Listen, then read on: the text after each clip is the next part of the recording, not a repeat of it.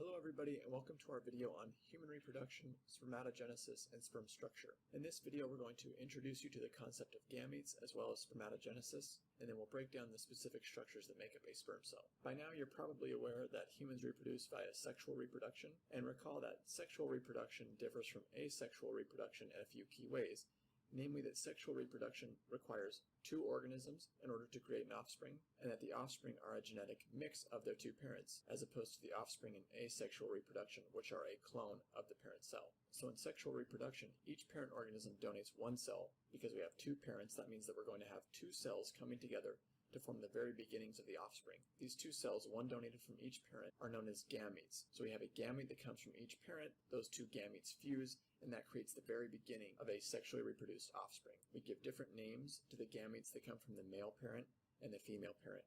So the gamete that comes from the male parent is known as the sperm, and the gamete that comes from the female parent is known as the egg. So where do gametes come from? Each parent organism's body is made up of loads of different cells, each with specific functions. So how do we come up with gametes? How do we come up with these cells that are specifically designed to fuse with cells from another parent during sexual reproduction? Gametes develop from a specific group of cells known as germ cells. And I'll show you a diagram and a picture of how this works in just a minute. But for now, just understand that germ cells eventually give rise to the gametes. Germ cells are the only cells in the body that undergo mitosis and meiosis. So almost all of the other cells in your body are able to undergo mitosis. In other words, they're able to reproduce a clone of themselves over and over. That's mitosis. But only germ cells are able to undergo mitosis as well as meiosis, in which a cell decreases its ploidy level so that it's able to fuse with a gamete from the other parent. And that will be discussed in further detail in other videos. Just like we have different names for the male gamete and the female gamete, we also have different names for the male germ cell and the female germ cell. So the male germ cell is known as the spermatogonia, and that name makes enough sense, right? The male gamete was known as sperm, so the germ cell is the spermatogonia. The female germ cell is known as the oogonia, which isn't as clear of a connection because the female gamete was known as an egg, and now we're going to call the female germ cell the oogonia, which I've always thought was a really interesting name, so I wrote the etymology of it here. The prefix oo in English actually means of an egg, while the suffix gonia comes from the Greek gonos, which means generation. So that helps us better understand each word. Spermatogonia has that same gonia suffix, so these are the cells that are generating sperm, and oogonia are the cells that are generating eggs. We're going to discuss oogonia and egg generation in future videos. Here we're going to highlight the process of spermatogenesis, or the process of creating sperm, and we'll do so by reviewing this really helpful diagram right here. So we'll start at the top where we have a spermatogonium. The word spermatogonium is just the singular version of the word spermatogonia, which we highlighted on the previous slide. So this spermatogonium, remember, is a germ cell, meaning it will eventually give rise to the gametes. And down here we have a bunch of male gametes. We have a bunch of sperm. So these sperm cells, these male gametes, came from this germ cell, the spermatogonium. Recall also that germ cells, like the spermatogonium, are able to undergo mitosis and meiosis. So through mitosis, this spermatogonium is able to create two copies, one that's able to eventually develop into male gametes, and one that's able to continue existing as a spermatogonium so that we don't eventually run out of germ cells. In this diagram, we're going to follow the pathway of the spermatogonium that undergoes meiosis and eventually develops into the male gametes. These spermatogonia undergo 2 rounds of meiosis, and in each round, the cells duplicate themselves so that we go from 1 cell to 2 cells after meiosis 1, and then after meiosis 2, each of these cells has created 2 copies of itself, so that we now have 4 total cells. So keep that in mind. Because each germ cell undergoes 2 rounds of meiosis, we're able to go from 1 germ cell to 4 gametes. Now I want you to notice the name here, spermatids. So these spermatids are the names that we give to the gametes after they've undergone both rounds of meiosis. So we went from 1 spermatogonia, 1 germ cell, to 4 spermatids. Now after spermatids have had a couple parts added, which we're going to go over in just a minute, like their tail, they're known as sperm. So that's the only difference between a spermatid and a sperm. Once the male has formed a bunch of sperm, it's able to mix the sperm with various fluids from the accessory glands, which we'll highlight in another video, to form a mixture known as semen. And this mixture, the semen, is what will eventually be ejaculated out of the penis and interact with the gamete from the female, the egg. This entire process right here, again, is known as spermatogenesis, going from the germ cell to the actual sperm is known as spermatogenesis, or generating sperm. And it all occurs in a specific part of the testes known as the seminiferous tubules. And the details of the seminiferous tubules and the various parts of male anatomy will be highlighted in a later video titled Male Anatomy. The next thing we're going to talk about is the specific structure of the sperm. So I told you on the last slide that the only difference between the spermatid and the sperm is that the sperm has had a couple things added to it that the spermatid did not have. And we're going to highlight what those things are that were added to the spermatid to create a mature sperm. A mature sperm cell is composed of three structures: the head, shown here in blue, the midpiece, shown here in the charcoal gray, and the tail, shown in the lighter gray. And each of these three major parts play different roles. We're going to highlight those roles right now. So the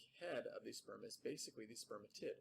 So it contains the nucleus of the sperm, meaning it contains all of the genetic information of the sperm, which is what we want to eventually fuse with the egg. And the nucleus is just shown here as this blue dot of genetic material. So the head of the sperm needs to be able to interact with the egg and needs to be able to penetrate and get inside of the egg so that the genetic material carried in the head can mix with the genetic material in the egg. The next important part of the head is known as the acrosome, and that's shown up here. The acrosome is a little cap on the top of the head of the sperm that contains various enzymes that are going to help the sperm break through the wall of the egg so that it's able to enter the egg and deposit its genetic material inside of the egg. So sometimes the acrosome is known as the acrosomal cap because it sits like a cap on the head of the sperm. The next major structure of the sperm is the midpiece right here, and it serves to connect the head and the tail. The midpiece contains a ton of mitochondria, which are able to generate ATP. But why is the sperm so concerned with generating ATP or with generating energy? It's because in order to move, it needs to be able to move its tail. And that movement requires energy, it requires ATP. So it's crucial that the midpiece contains all this mitochondria and is able to generate enough ATP to be able to turn the tail of the sperm so that the sperm is mobile. Lastly is the tail, which of course serves to make the sperm mobile, which we just talked about. It's also important for the purposes of examination for you to know that the tail is made up of microtubules. So we stack a few microtubules together to make the tail, and the tail is able to turn because of the ATP generated by the mitochondria in the midpiece. That's it for this video. Make sure you understand the difference between these cells highlighted here, the spermatogonia or the germ cells, the spermatids, and the sperm, and then make sure you understand the differences in function between the different structures of the sperm, the head, midpiece, and tail.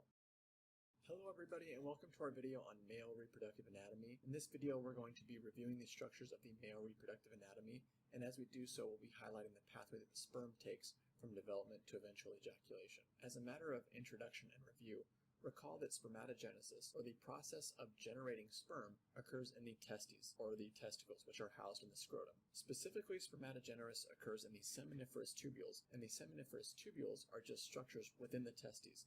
So there are these little squiggly lines right here. These are all the seminiferous tubules. And there are two specific cell types or cell lineages within the seminiferous tubules. There are the spermatogonia, which if you remember are the male germ cells, which serve to generate sperm, as well as the Sertoli cells, which we've yet to discuss, but we are going to highlight on this slide. Let me just give you an overview so you can understand what we're looking at here. Here we have a cross-section of a seminiferous tubule. So if we were to cut one of these seminiferous tubules in cross-section and look into it, that's what we're seeing here. And we've just taken this small piece of a seminiferous tubule and blown it up so that we can see in detail what's going on.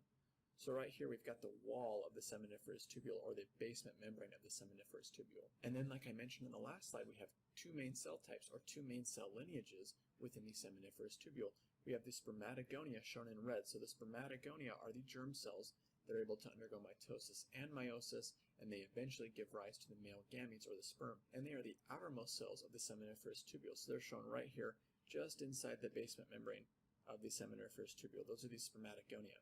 And as we move towards the middle of the seminiferous tubule, we're going to go from less differentiated spermatogonia all the way to spermatids. So with each step we go towards the center of the seminiferous tubule, we're getting closer to developing sperm. And you can see that by looking at our key here. The next layer inside is the primary spermatocytes. So these cells are one step closer to becoming sperm than the spermatogonia.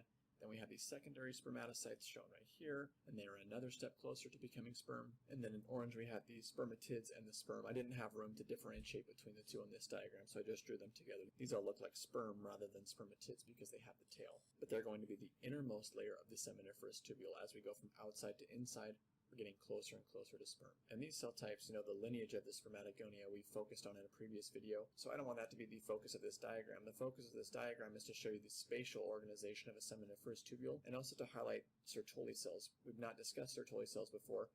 Sertoli cells serve to nourish the developing sperm. So we have one Sertoli cell shown here. They're much less numerous than the cells of the spermatogonia lineage, because one Sertoli cell can nourish a relatively large area of developing sperm cells. Sertoli cells are stimulated by a hormone known as follicle stimulating hormone, or FSH. FSH helps to kick Sertoli cells into gear and helps them to really nourish the sperm and increase sperm development. In response, Sertoli cells release a molecule known as inhibin, and inhibin travels back to the anterior pituitary and inhibits the release of FSH. So it's a negative feedback mechanism. It's the way for the Sertoli cells to say, okay, I got your FSH message, I've been sufficiently stimulated, now you can stop stimulating me. I don't need any more FSH. Now these sperm that have developed into the middle of the seminiferous tubule are not yet fully mature. They're not fully motile and they can't yet fertilize an egg. If they were to come in contact with an egg, they're not mature enough to be able to fertilize it. They need to be moved to a different structure in the male anatomy where they can fully mature and be stored until ejaculation. So they're going to move from within the testes, within these seminiferous tubules, up to a structure that sits on top of the testes known as the epididymis right here. Epididymis sits on top of the testes. And in the epididymis, the sperm will fully mature, they will become motile, and they will be stored in the epididymis until ejaculation. One term I want to define here is the term peristalsis. Peristalsis means segmental smooth muscle contraction. We see peristalsis in various places throughout the human body, and one of the places is in the testes. So how are we going to move the immotile sperm? These sperm cannot swim themselves. How are we going to move them from the seminiferous tubules up to the epididymis through segmental smooth muscle contraction of the seminiferous tubules and the epididymis? And that segmental smooth muscle contraction is peristalsis. It also happens like in your GI tract. It's how we move the bolus of food or feces from one end of the GI tract to the other. Once the sperm are fully mature and ejaculation is about to occur, the sperm migrate again from the epididymis through a very long tube shown here. This very long tube is known as the vas deferens. So the vas deferens connects the epididymis to this little tube right here running through the prostate. That little tube is aptly named. It's known as an ejaculatory duct. So I've highlighted that in orange for you here. That's the ejaculatory duct. And again, how are we going to move from the epididymis all the way through the vas deferens into the ejaculatory duct? The sperm are motile, so they can help swim now, but that's a long way for them to swim, so we're going to use peristalsis again to move the sperm through the vas deferens. The ejaculatory ducts are the meeting of the vas deferens, which we mentioned on the last slide, and the seminal vesicles. The seminal vesicles will be further described in a video about the accessory glands, but the seminal vesicles are going to secrete some substances that help make up semen. You can see here the ejaculatory duct, this is the vas deferens, and this is the seminal vesicle, and the ejaculatory duct is where the two meet. The ejaculatory ducts act to propel sperm into the urethra, and in the ejaculatory ducts, like I mentioned, sperm is mixed with other secretions that help make up semen, like from the seminal vesicles and from the prostate, and those secretions will be highlighted in the accessory glands video. One quick note here that may be intuitive to some but can be confusing to others is that all structures up to the urethra are bilateral. So males have two testes, meaning they have two epididymi, as well as two vas deferens, two ejaculatory ducts, and two seminal vesicles. There's only one prostate gland, but there are two ejaculatory ducts that run through the prostate gland. Everything after the ejaculatory ducts is unilateral. So like I said, there's only one prostate gland and there's only one urethra. Our last slide here is a review and an introduction of a very useful mnemonic to help you remember the pathway of sperm from beginning to end. The mnemonic is right here. The mnemonic is 7UP, in which each letter stands for a subsequent part of the sperm's pathway from spermatogenesis in the seminiferous tubules to eventual ejaculation out of the penis. The N is not capitalized because there is no structure that begins with N. We just insert the N into the mnemonic to help make it work, so it's 7UP. We'll go through the mnemonic and a review of the sperm pathway really quickly here. So we've got the seminiferous tubules shown in bright green. Those are here inside the testes. The next letter in the mnemonic is E for epididymis, sitting on top of the testes. We use smooth muscle contraction to move the immature sperm through the seminiferous tubules and up into the epididymis, where they are stored and they mature until eventual ejaculation. The next letter in the mnemonic is a V, which stands for vas deferens, shown in blue. This long tube that connects the epididymis to the ejaculatory duct. So here we're going through the vas deferens, again through peristaltic contraction, until we end up at the ejaculatory duct.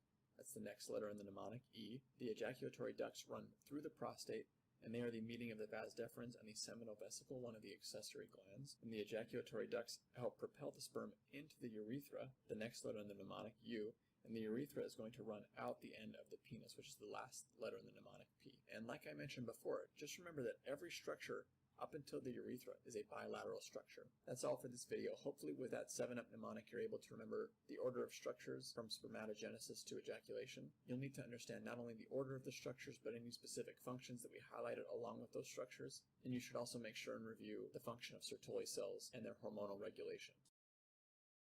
Hi, this is Caitlin here, stepping in for Parker to teach you a bit about the accessory glands in the male reproductive system. Okay, so when we're talking about the accessory glands, the main thing that they're going to be contributing to is going to be semen. And so semen is not just sperm, it's going to be a combination of both sperm as well as the secretions from the accessory glands themselves. So the accessory glands that are going to go over in this video are going to include the seminal vesicles, the prostate gland, and the bulbourethral glands. And so what each secretion from each of these glands is going to do is aid the sperm in getting a successful fertilization of the egg. And if you really think about it, if we just have the sperm going throughout this long journey by itself, right, all the way from the testes through the male reproductive system to the urethra, all the way up into the uterus of the female reproductive system, that's a really long and hard journey that the sperm has to go through. So it can't do it without help, which is where the secretions from the accessory glands are going to come in. They're going to aid the sperm in this really long journey that it has to go through. And that kind of plays into the name accessory glands, right? The accessory glands are going to be accessory to the testes, which is going to be the main organ that's going to be making the sperm, which is the main part that we are concerned about to eventually fertilize our egg. But these accessory glands are accessory to the sperm and are going to help the sperm along the way in order to get the sperm to the egg in the first place. Okay, so now I'm going to show you where each of these glands are in the male reproductive system. So first off, we have in red the seminal vesicles. So seminal vesicles is right here, and it's going to be this little cloud-like bean structure. Next up, we have our prostate gland, and it's going to be labeled in blue. The prostate gland is right here, and it's going to be our biggest accessory gland below the seminal vesicles. And lastly, we have our bulbourethral gland, which is going to be our smallest accessory gland, labeled in green. You can barely see it on the diagram, but it's going to be right here, this little bean. And so now we're going to talk about what each of these accessory glands do to help the sperm on its journey. And so that's why I'm going to refer to this little diagram right here, which is going to show the sperm in the middle, as well as the medium that it's traveling in, which is the semen, and what we specifically need in the semen in order for the sperm to be successful. So we know that the sperm is going to go a really long way in order to get to the egg, right? It has to travel throughout the entire male reproductive system, starting from the testes, going all the way out the urethra and into the female reproductive system.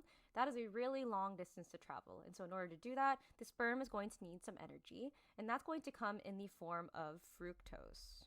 So the fructose, which is why it's written in red, is going to come from the seminal vesicles. And so the fructose is going to provide the nutrients to the sperm that will eventually lead to ATP for its overall motility, right? Imagine the sperm is really, really tiny and has to swim up this gargantuan female reproductive tract with only this small little tail. It's going to need all of the energy it can get, so which is why we need fructose in the semen from the seminal vesicles to help fuel its journey. So we always describe the sperm as swimming, but what exactly is the sperm swimming in? So that's where the viscous mucus is going to come in, and the viscous mucus is actually going to be secreted by two accessory glands. The first one is going to be the seminal vesicles, and the second one that secretes it is the bulbourethral glands, which is why I'm going to be writing it in red for the seminal vesicles, but I'm going to be highlighting it in green for the bulbourethral glands. And not only does the viscous mucus give the sperm something to swim in, but it also cleans and lubricates their urethra as the second function. We also talked about how the sperm has to cover a really large distance once it gets to the female reproductive tract, right? In order to get from the entrance all the way up to the egg. That's a huge distance to cover. And even though we'd like to think the sperm can get there on its own just by swimming with its fructose, I think it's going to need a little bit more help, which is why the prostaglandins are going to come in and actually stimulate the smooth muscle in their urethra to contract. That way giving the sperm a little bit of a push along the way to actually get it to the egg. And so the prostaglandins are going to come from the seminal vesicles as well, which is why I'm writing it in red. And last but not least, we have the secretion from the prostate gland. And so what that secretion is going to do is make the semen more alkaline or basic. And the reason why we want to make the semen more basic is because overall the female reproductive tract is going to be a bit more acidic. And that is because it's actually a defense mechanism against microorganisms that could possibly inhabit the female reproductive tract and cause chaos, which we don't want, right? But we do want the sperm to be able to survive and be able to fertilize our egg in the end. So in order to help the sperm survive in the acidic environment, we need to get it to be a little bit more basic, which is why we have the secretions from the prostate gland, and which is why I'm going to write it in blue that we need a more alkaline semen. Okay, so now that we know which accessory glands make secretions that go into semen, we now need to remember these little specifics about, where do the prostaglandins come from, the fructose, the viscous mucus, where do they all come from, right?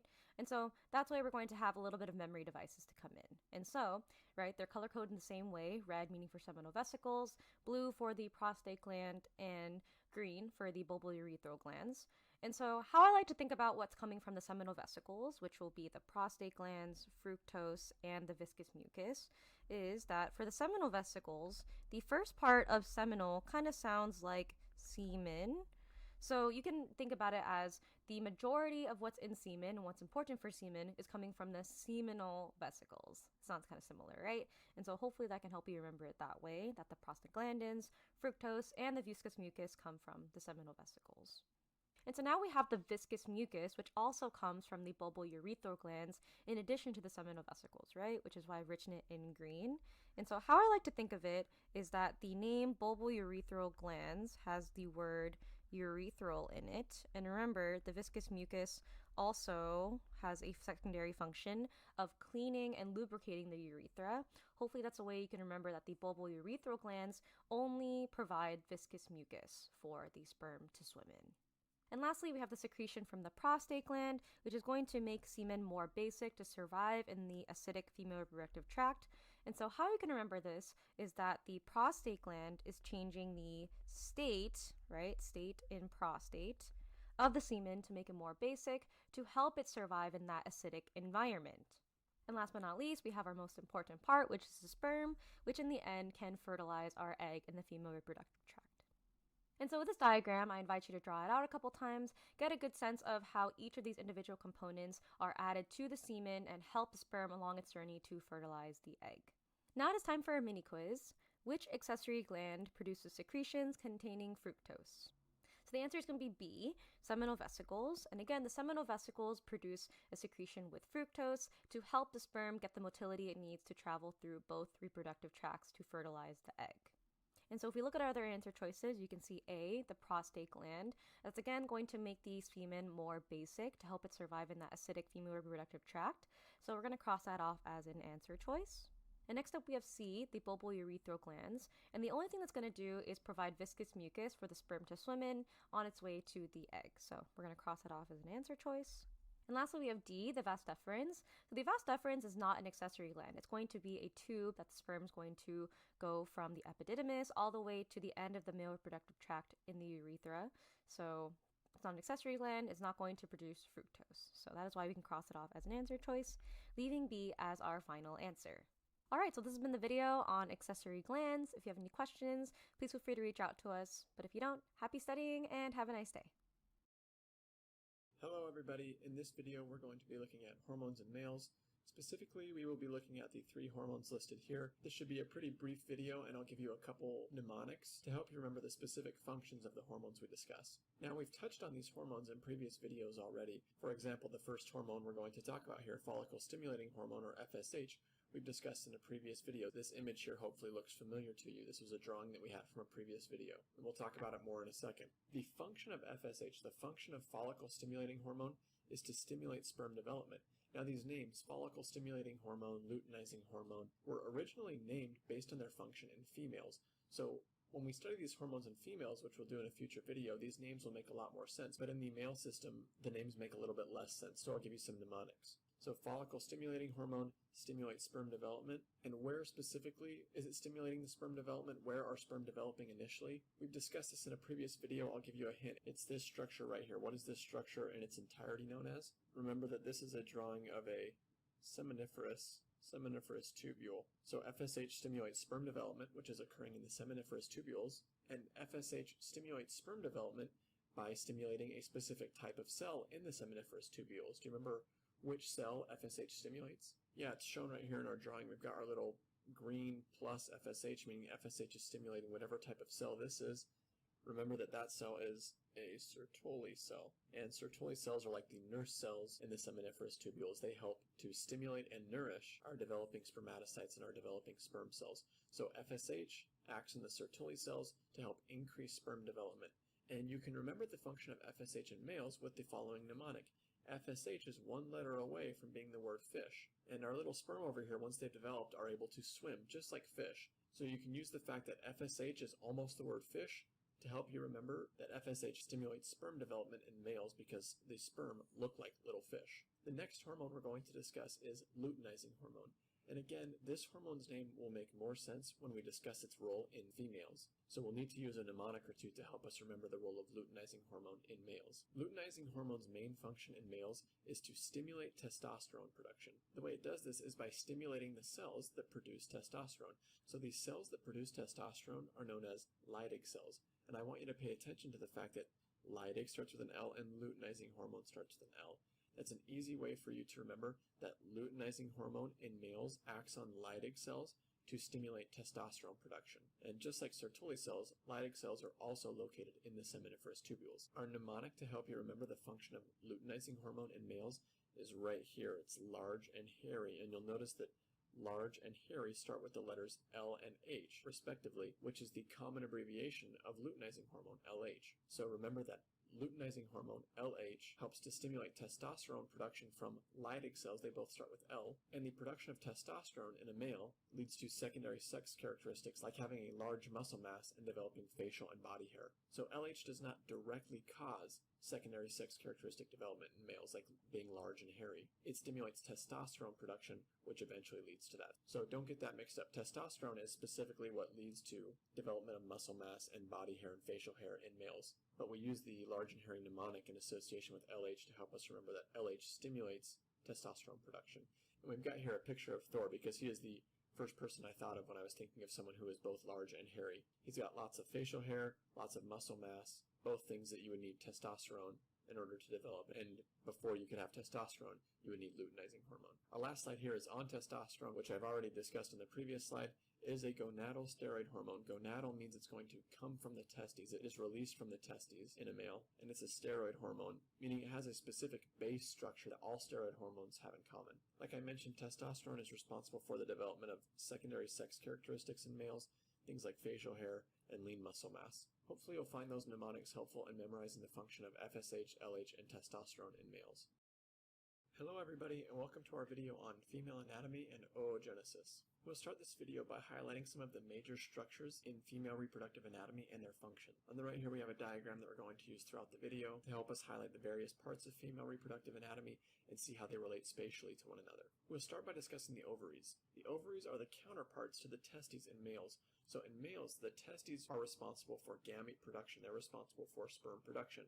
The ovaries have the same function in females. They're responsible for gamete production. They're going to be responsible for producing the eggs. And over here we've outlined the ovaries in this blue color. So there are two ovaries, one on each side. And each menstrual cycle, when a female ovulates, an egg is released from the ovary and travels down what's known as the oviduct, this purple portion, also known as the fallopian tubes, until it reaches the uterus. Typically in females, the ovary that releases the egg into the fallopian tube alternates each month. So one month it will be the left ovary, the next month it will be the right ovary that releases the egg. So our egg has left the ovary, traveled down the fallopian tube, and now has arrived at the uterus. We've got a lot of different colors here highlighting the uterus, and I'll explain what those all mean in just a second.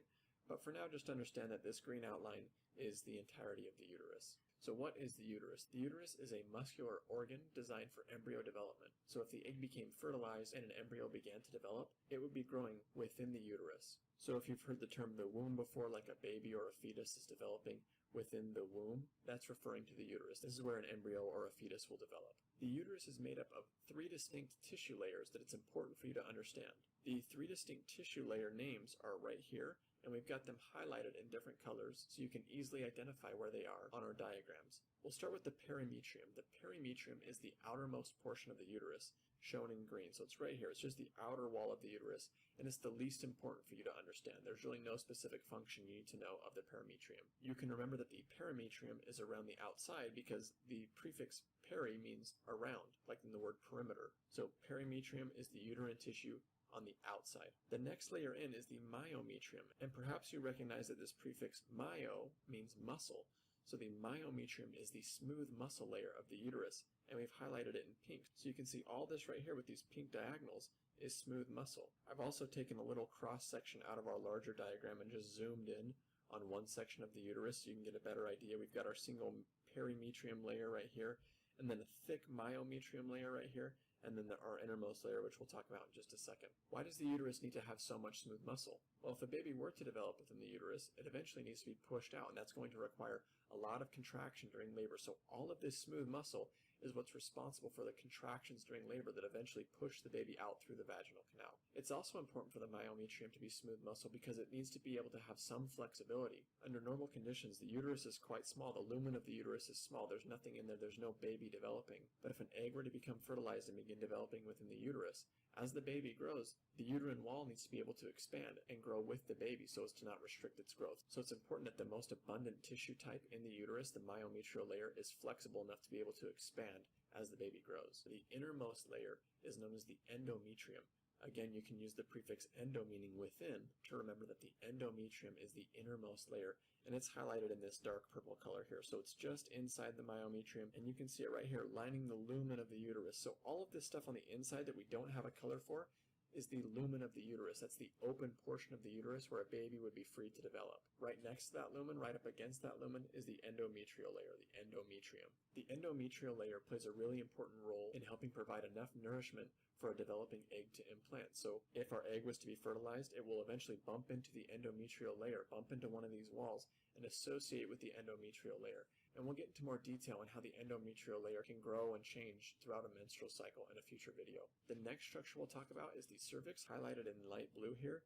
And the cervix is a narrowing between the uterus and the vagina. So we've got the uterus right here and the vagina down here. And you can see that the vaginal canal, the vaginal lumen, is quite wide, and the uterine lumen is also quite wide. But you get this restriction right here in the cervix. It's much narrower than both the uterus and the vaginal canal. So if you've ever heard of someone developing cervical cancer or cervical carcinoma, sadly that person has developed a cancer of the cells right here of the cervix. That's what they're talking about when they say cervical cancer. The last female anatomic structure we're going to discuss is the vagina. The vagina is the opening between the female anatomy, between the uterus and the environment, and it's highlighted in orange right here.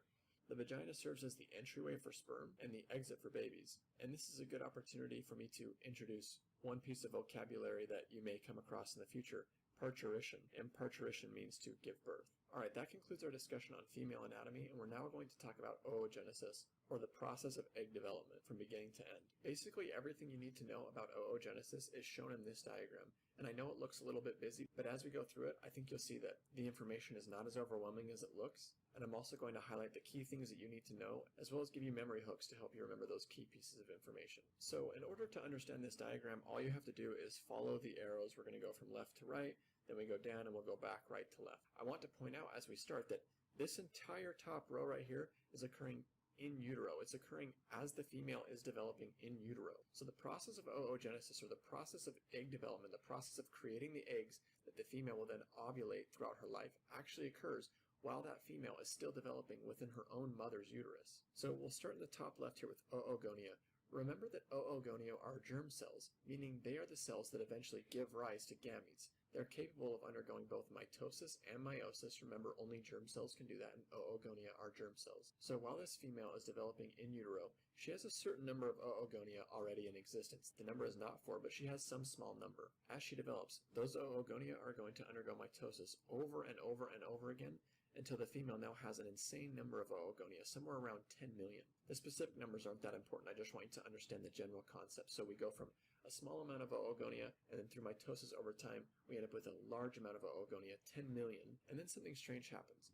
Almost all of the oogonia that have been developed undergo apoptosis, leaving us with only a relatively small number of oogonia, again, 50,000. So we go from a small number of oogonia to an insanely large number of oogonia, and then after a ton of apoptosis, we now have a smaller number again, 50,000 oogonia. Those oogonia are all going to undergo a process known as differentiation, where they cease to be oogonia and become primary oocytes.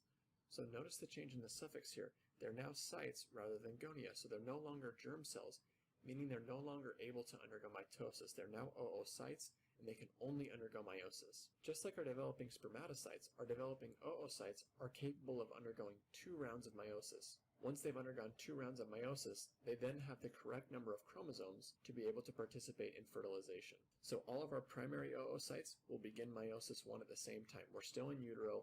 Now all of these primary oocytes are going to begin meiosis 1. They're going to begin their first division. But then again, something interesting happens. All of our primary oocytes are going to arrest in prophase 1. So they're not going to complete meiosis 1, they're going to just get started. Remember that prophase is one of the first phases of meiosis. So they're going to arrest early on in meiosis, they're going to stop in prophase 1 and pause until puberty. So I've highlighted the P in green here in prophase 1 and the word puberty in green here as well, because puberty begins with the letter P. So you can remember that in utero, all of our primary oocytes pause in prophase 1 until puberty. So now we're going to leave the uterus. That female that's been developing all those oocytes has now been born, she's grown up, and now she's reached the age of puberty. Now that the female is sexually mature, each month she will ovulate, meaning each month one of our primary oocytes that's been paused in prophase 1 will be selected to develop into a follicle. It will be selected to be the oocyte that will develop further, eventually ovulate, and perhaps be fertilized by a sperm and develop into an embryo. So that's what our diagram shows here. Each month, one oocyte will finish meiosis 1. It will finish meiosis 1. It's no longer paused in prophase 1, finishes meiosis 1, and is now a secondary oocyte. And as it finishes its cell division, you may be asking yourself, what happened to the other cell? If we had one cell that divided, now we have two cells, what's happening to the other cell? Well, one of the cells is the secondary oocyte, and the other one is known as a polar body. It's just a small cell that doesn't really have enough organelles or cytoplasm to continue developing, so it eventually dies off. The reason this happens is because the secondary oocyte hogs a lot of the cytoplasm and a lot of the organelles needed for further development. This is crucial because the egg has to be able to supply the majority of the organelles and cytoplasm to the developing zygote if this egg were to become fertilized. Sperm are very small. They don't really contribute many organelles or cytoplasm either. So the one egg that we're going to invest in has to make sure to hoard all of the cytoplasm and organelles that it can. So we're just going to basically discard the other divided cell as a polar body. As the menstrual cycle continues, our secondary oocyte will keep developing and it will begin meiosis 2.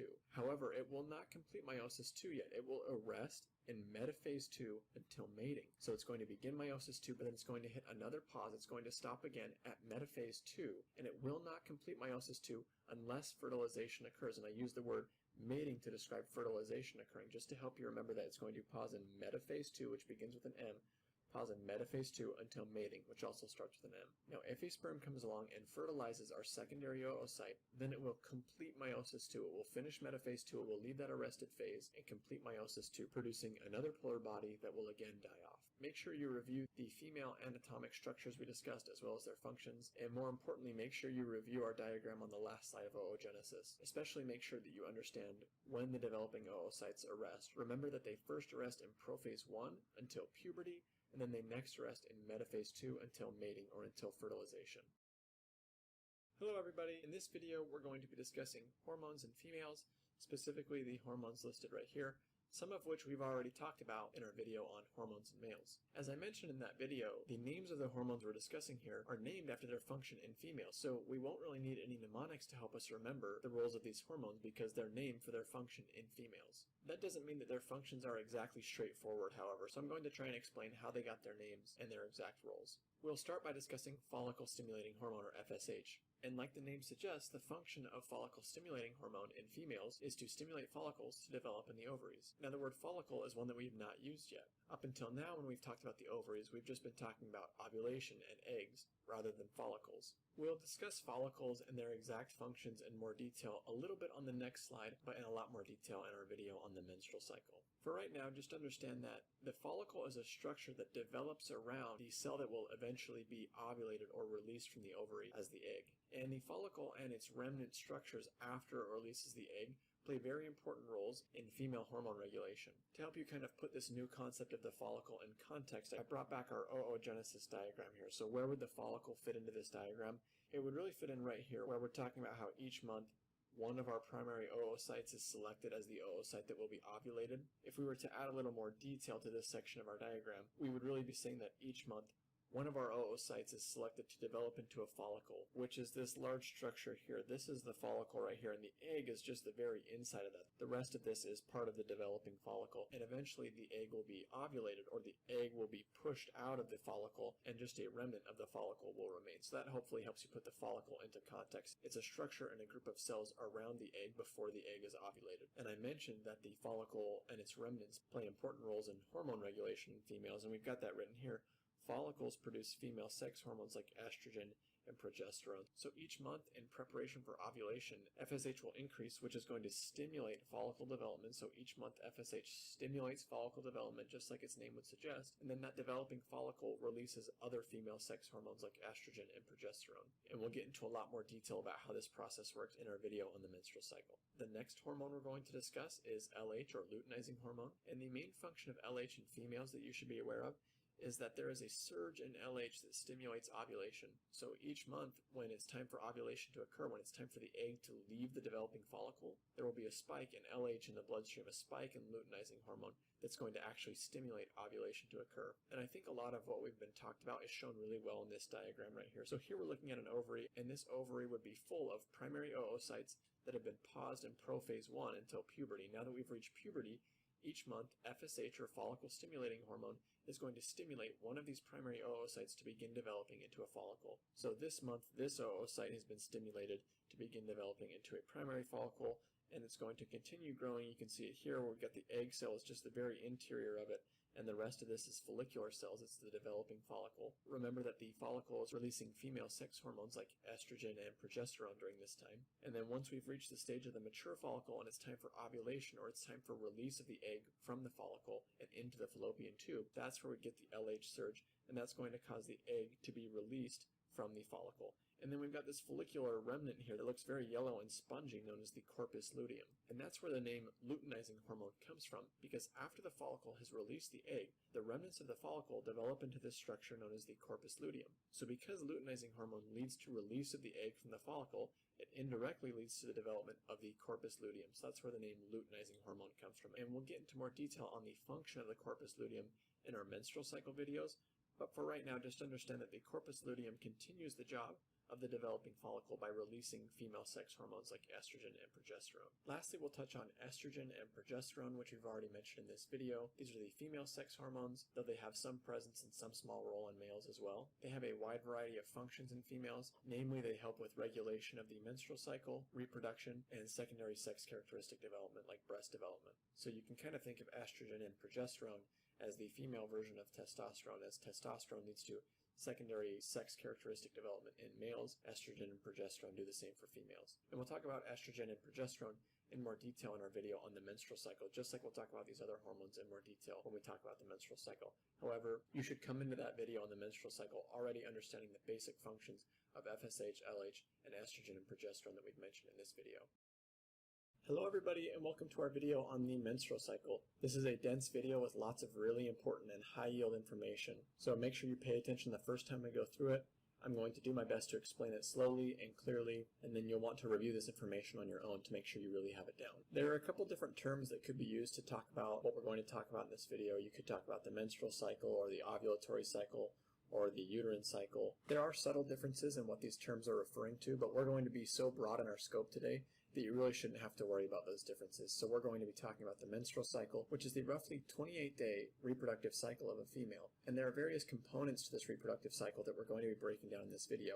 We're going to be following along this diagram right here, so I just want to give you a big picture overview of what this diagram is describing. Along the bottom of the diagram is our key. It's the day of the menstrual cycle, and you'll see that it goes from 1 to 28. So like I mentioned, this is a 28-day cycle during which the female will develop a follicle, ovulate an egg, and it will either be fertilized or not fertilized and passed. Along the top of the chart, we can see the ovarian histology, where we're looking at how the follicle and how the egg is developing over time, eventually ovulating and then leaving us with the corpus luteum. The next section down is the hormone section, where we're looking at the varying levels of certain hormones during the menstrual cycle. Things like follicle stimulating hormone, estradiol, which is just a specific type of estrogen, luteinizing hormone, and progesterone. So all hormones that we've introduced before, but we're going to talk about them in a little more detail here. We have labeled various phases of the menstrual cycle: the follicular phase, the luteal phase, ovulation, and then menstruation, which is part of the follicular phase. And then along the bottom we have the endometrial histology. So if you remember, endometrial is talking about the inside layer of the uterus. And this inside layer of the uterus, the innermost layer of the uterus, is right up against the lumen of the uterus, and its size and properties change throughout the menstrual cycle, because after ovulation, while the female is preparing for fertilization, the endometrial tissue needs to thicken and be full of nutrients in case a fertilized egg implants in the wall of the uterus. If the egg is not fertilized, then the uterus needs to shed all of that endometrial growth it's undergone, because there will not be a fertilized egg implanting in the wall of the uterus. That's what menstruation is, the shedding of the uterine wall. And we'll talk about all these as we go throughout the cycle. Now we're actually going to begin our discussion of the menstrual cycle at the end, days 26 through 28, so the very end of the menstrual cycle. So we're looking right here in our graph, days 26 through 28. And what's happening at this time is the corpus luteum is dying. So remember, the corpus luteum is left over from the primary follicle. So the primary follicle ovulates, or it gets rid of the egg it's been growing, and what's left behind is the corpus luteum. And the corpus luteum has been producing large amounts of progesterone and some estrogen. So you can see that progesterone levels were very high while the corpus luteum was alive. That's this black line here. And estrogen levels were also fairly high, the blue line, while the corpus luteum was alive. As the corpus luteum degenerates and dies, progesterone and estrogen levels begin to fall because the corpus luteum is no longer producing those hormones. Now, estrogen and progesterone have an inhibitory role on the pituitary gland and the hypothalamus. So while estrogen and progesterone were high, the pituitary and hypothalamus glands were inhibited. And right here I've shown what we've already mentioned, that the follicle earlier in the cycle and currently the corpus luteum are responsible for producing the estrogen and progesterone that are present and currently inhibiting the pituitary and the hypothalamus. But as the corpus luteum dies and progesterone and estrogen levels fall, this inhibition is removed. We're no longer going to be inhibiting the pituitary and the hypothalamus. They're going to become active again. What are the pituitary and hypothalamus going to be doing now that they're becoming active, now that they're losing the inhibition that they had from the estrogen and progesterone levels? What they're going to be doing is starting over a new menstrual cycle. So we're now going to be looking at days 1 through 7. We were at day 26 through 28. We finished that cycle, and now we're at the start of a new cycle. The hypothalamus helps to begin a new menstrual cycle by secreting a hormone known as gonadotropin-releasing hormone, or GnRH. I want to point out the suffix tropin to you here because the suffix tropin often accompanies hormones that are known as tropic hormones right here, tropic hormones. Not pronounced tropic. These aren't hormones that are released when you're in the Bahamas. These are tropic hormones. And what tropic hormones do is they stimulate other glands to produce other hormones. So GnRH is not going to have a direct effect on its own on any end organ other than to interact with some other gland to lead to the release of more hormones. So that's exactly what we have written here. GnRH stimulates the anterior pituitary, and the anterior pituitary begins to release FSH and LH, which we've discussed in previous videos. So just start thinking to yourself, what does FSH do? What does LH do? Remember that these hormones are named for their function in females. So their names basically tell you what they do.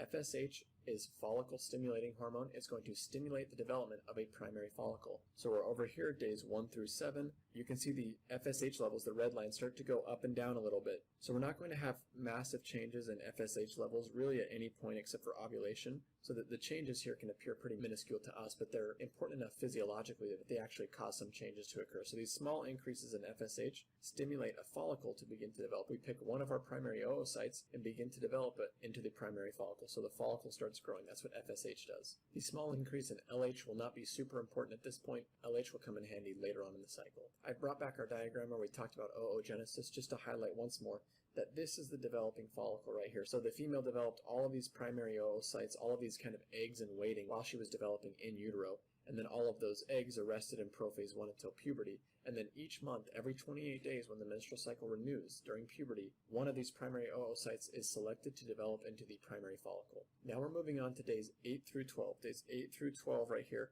where the primary follicle is a little more mature. You can see it's getting bigger, it continues to grow, it's maturing. And as it matures, it starts to release more and more estrogen, or in this case, we're talking about a specific type of estrogen known as estradiol. One of the main roles of estrogen at this point in the menstrual cycle is to cause the endometrium to thicken. So up until this point in the video, we've kind of ignored the endometrial histology portion of our chart. Let's take a look at it now. So we're at days 8 through 12. You can see the estrogen levels are rising as the follicle matures, and you can see that the endometrium is going from almost no thickness at all. It's at its thinnest state. It's going to start to thicken over these days, and it will continue to thicken throughout the rest of the menstrual cycle until we renew the cycle and hit menstruation again. The reason that the endometrium is thickening is because it's becoming engorged with blood. We're getting some angiogenesis, which means new blood vessel growth. New blood vessels, you can see them here, these little spirals right here. These new blood vessels are growing into the endometrium. It's becoming engorged with blood and thickening. And the reason that that's a good thing is because we're trying to prepare the uterus for the implantation of a fertilized egg. If the egg becomes fertilized, it can implant in the uterine wall, and it will be in an environment rich in nutrients because that endometrium is engorged with blood and nutrients. And then at the end of the cycle, like we'll talk about in a minute, at the end of the cycle, if the egg is not fertilized, then as our estrogen levels fall, we're no longer going to be encouraging endometrial growth. In fact, we'll be encouraging endometrial sloughing, or getting rid of all of this growth. And that's what happens with menstruation. The endometrial lining that we've been building up sheds because there's no reason to have the endometrium so full of nutrients if there's no fertilized egg that's going to be implanting into the wall of the uterus. So just notice that right now, days 8 through 12, a little bit of endometrial thickening is happening as our estrogen levels increase, being secreted by the primary follicle.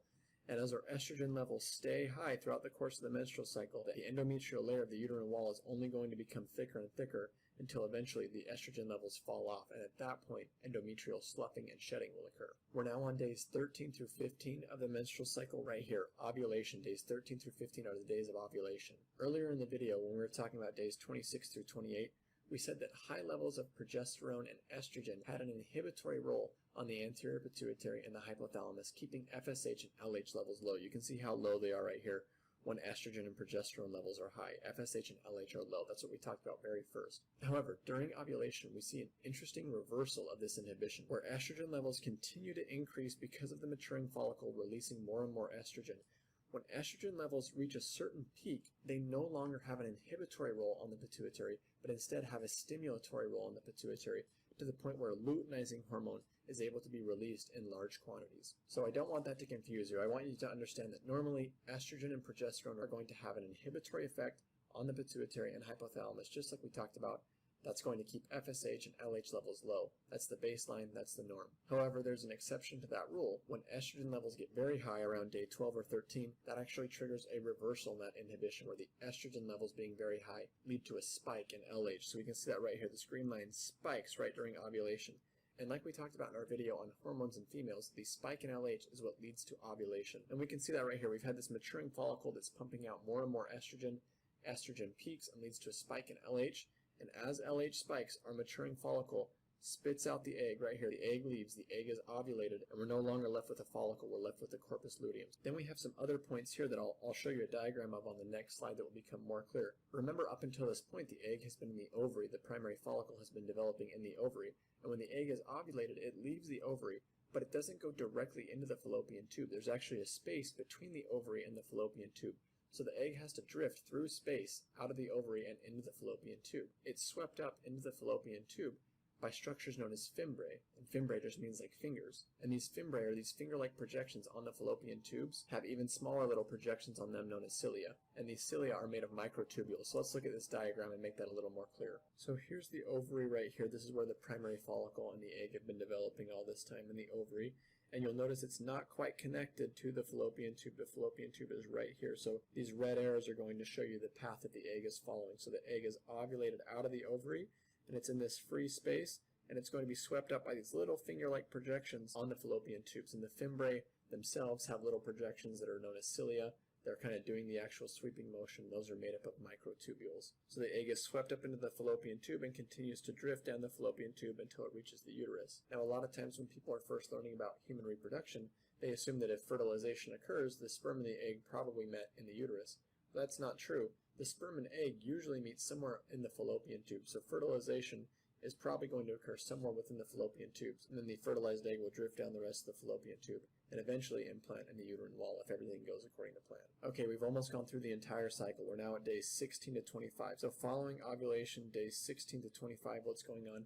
The follicle, like we mentioned, the follicle is now going to become the corpus luteum. It's going to become this yellow fatty looking structure that's going to produce large amounts of progesterone and some amount of estrogen. So we can see that here, this black line progesterone just keeps increasing as we develop the corpus luteum. We get a lot of progesterone, and estrogen levels are maintained at some higher than normal level. At this point, progesterone kind of takes over the role that estrogen played when we were just at the maturing follicle stage. So remember, we talked about how the follicle was secreting estrogen and how that estrogen was leading to endometrial thickening. Now that the follicle's gone and no longer producing estrogen, the progesterone produced by the corpus luteum takes over that role of estrogen and leads to further thickening in the endometrial lining. So you can see how thick the endometrium is getting during this point. During this time, the corpus luteum is being kept alive by FSH and LH, and it may not look like it on our graph here because FSH levels and LH levels are pretty low when we have a corpus luteum, but they actually just continue to go down. And as they go down, that will lead to the degeneration of our corpus luteum. So it's hard to perceive on this graph,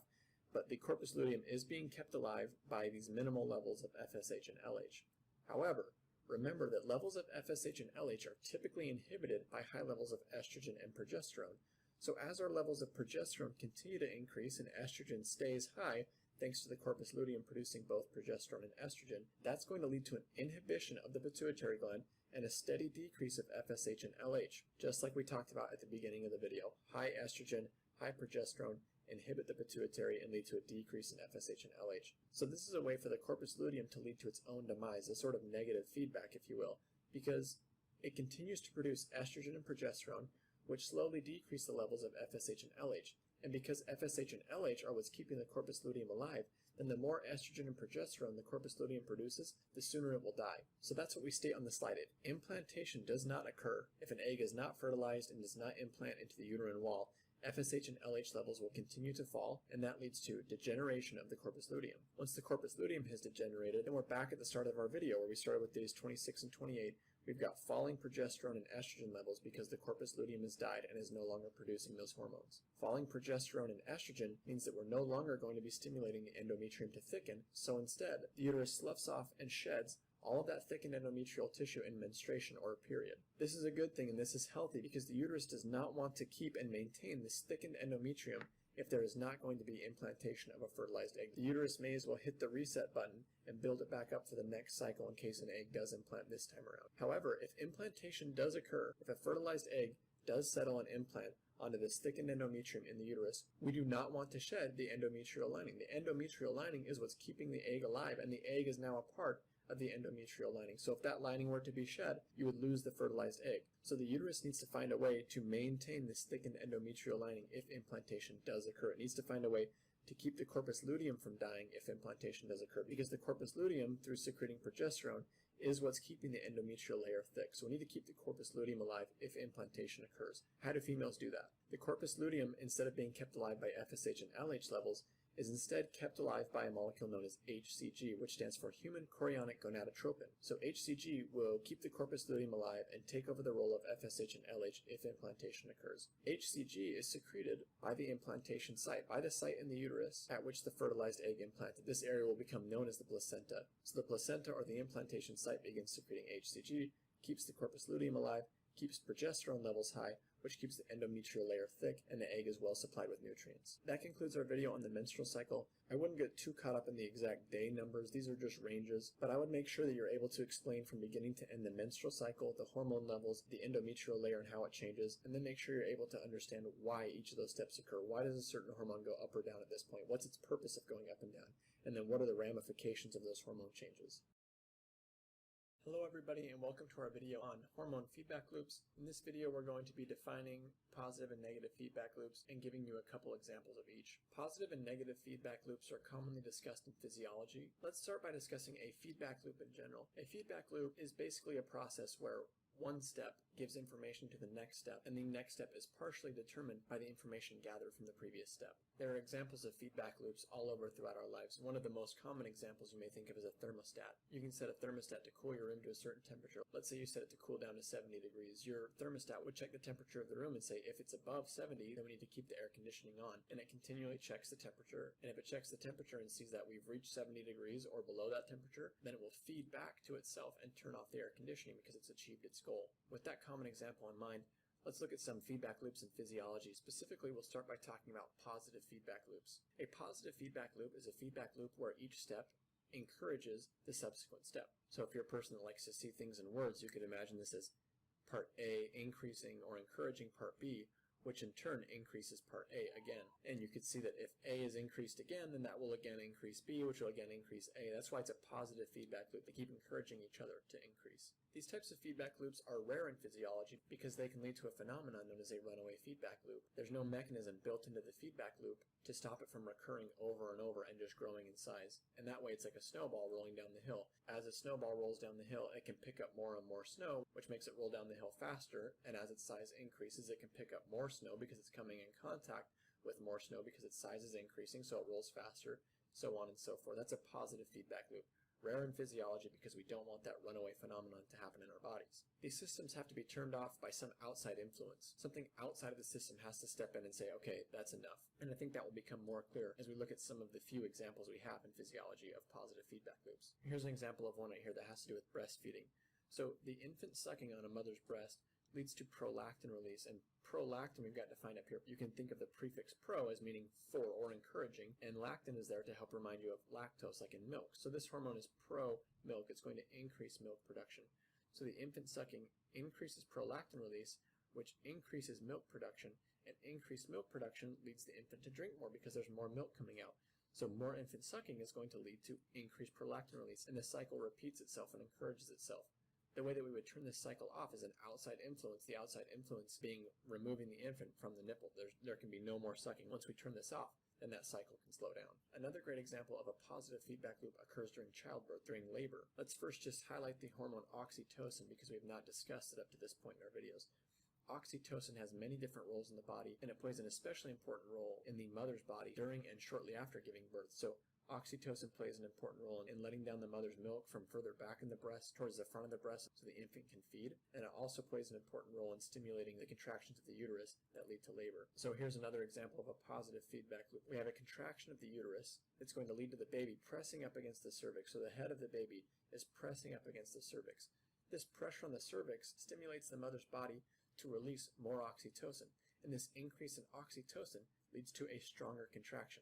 A stronger contraction leads to even more pressure on the cervix, which leads to even more oxytocin release, and so on and so forth. The outside influence that steps in and stops this positive feedback loop is the birth of the infant. Once the infant's through the vaginal canal, there's no more pressure on the cervix, meaning there's no more oxytocin release and no more contractions. Negative feedback loops are far more common in physiology, and you'll see why in just a second. Written in words, a negative feedback loop could be something like part A increases part B, which decreases part A. This is really ingenious because we need a way to turn on B, so part A is meant to turn on part B, but then once part B has been turned on, we no longer need it to be turned on, so part B is able to turn off part A. A real-world example of a negative feedback loop would be the thermostat example I gave earlier. We check the temperature and we turn on the AC until we no longer need to turn on the AC, then the AC is able to be turned off. That would be a negative feedback loop. We're going to look at a couple examples in physiology. We'll look at a female example first. This example was highlighted in depth in our menstrual cycle video. So we've written here that FSH and LH lead to the production of the progesterone and estrogen hormones. Remember that FSH and LH lead to follicle and corpus luteum development, which are going to produce progesterone and estrogen in large amounts.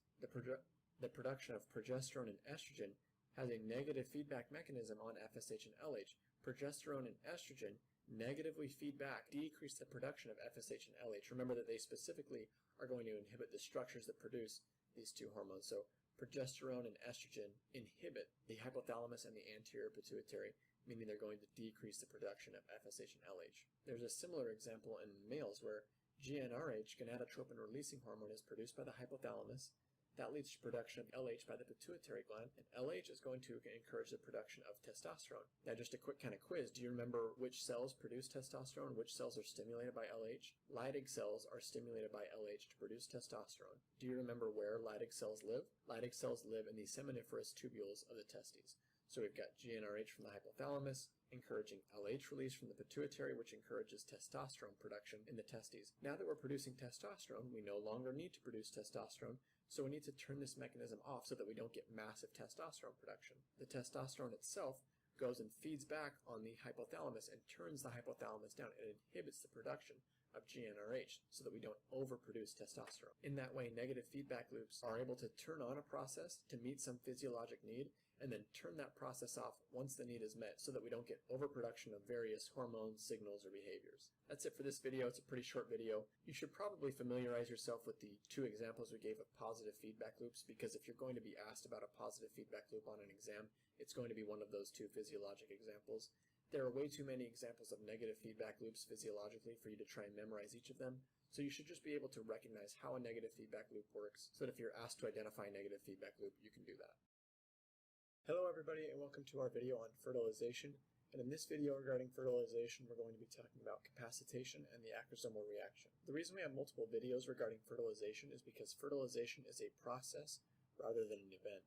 Fertilization is the joining of the haploid sperm and the haploid egg to form a diploid zygote. So what we're saying with haploid and diploid there is that the sperm and the egg are both carrying half of the normal number of chromosomes in a human cell, and then when they fuse together, they are now diploid, which is the normal number of chromosomes in a human cell. And like I mentioned, fertilization is a process rather than an event. So we will be breaking down all of the steps of fertilization in separate videos. And in this video, we're going to be covering the first two steps of that process, capacitation and the acrosomal reaction. And these steps, as they're written on this slide, occur in sequential order. So capacitation occurs first, followed by the acrosomal reaction, so on and so forth. So we'll start by discussing capacitation because it is the first step that occurs in the process of fertilization. What is capacitation? Capacitation is the final maturation step for the sperm. So in previous videos we talked about sperm development beginning in the seminiferous tubules and then those immature sperm moving to the epididymis to finish their maturation. And that was sort of a half-truth because the sperm in the epididymis are mature in the sense that they are ready to be ejaculated, they are motile, they're able to move, they have all of the necessary parts in the right places, but they're not fully mature in the sense that they have not yet undergone capacitation. And that's because capacitation does not and cannot occur within the male anatomy. Capacitation occurs in the uterus and is triggered by secretions from the uterine wall. So these secretions are basically letting the sperm know that their environment has changed. They're no longer within the male anatomy, they're within the uterus, and so their function needs to change a little bit. So what happens with capacitation, or what do these secretions actually trigger in the sperm? Capacitation consists of two major changes in the sperm. The first is that the sperm's permeability to calcium is increased. And why is that important? Increased calcium concentration within the sperm pushes the sperm into a hyperactive state. So it's going to increase the motility of the tail, meaning the tail will beat harder and the sperm will swim faster. The second half of capacitation is that it prepares the tip of the sperm for the acrosomal reaction. And we mentioned the acrosome before in our video on sperm structure. You can see it right here. The acrosome is at the very tip of the head of the sperm, and we'll talk about it in more detail in a minute. One way for you to remember what capacitation involves is to see the root of the word capacitation is like the root of the word capacity. So capacitation is going to increase the capacity of the sperm to fertilize. That's how I think of it. And it increases its capacity by increasing its capacity for movement. So the sperm is going to swim faster after capacitation. And it's also going to increase its capacity to penetrate the egg by preparing the tip of the sperm to undergo the acrosomal reaction. So what is the acrosomal reaction? It's the step in fertilization that occurs after capacitation. The acrosomal reaction, at its most basic definition, is a recognition process between the sperm and the egg before they fuse together. So eventually we want the sperm and the egg to fuse so that the nucleus of the sperm with its genetic material can enter the nucleus of the egg and interact with the genetic material of the egg to form a zygote. But before the sperm and egg fuse, we want to make sure that the sperm and egg recognize each other, or in other words, that they are from the same species. So the acrosomal process ensures same species fertilization. There are a few different genetic mechanisms that prevent various animals from mating, like a cat and a dog cannot mate, for example, and the acrosomal reaction can be one of those genetic factors, just that the sperm and the egg do not recognize each other in a way that the sperm is able to fuse with the egg, and you'll see why that is in just a second. Now, before the sperm can fuse with the egg's nucleus, it has to reach the egg's nucleus, and that's made difficult by the fact that the egg's nucleus is surrounded by several layers that the sperm has to penetrate. That's part of why the acrosome exists. So remember, the acrosome is at the tip of the sperm. It helps the egg to recognize the sperm so that we ensure same species fertilization.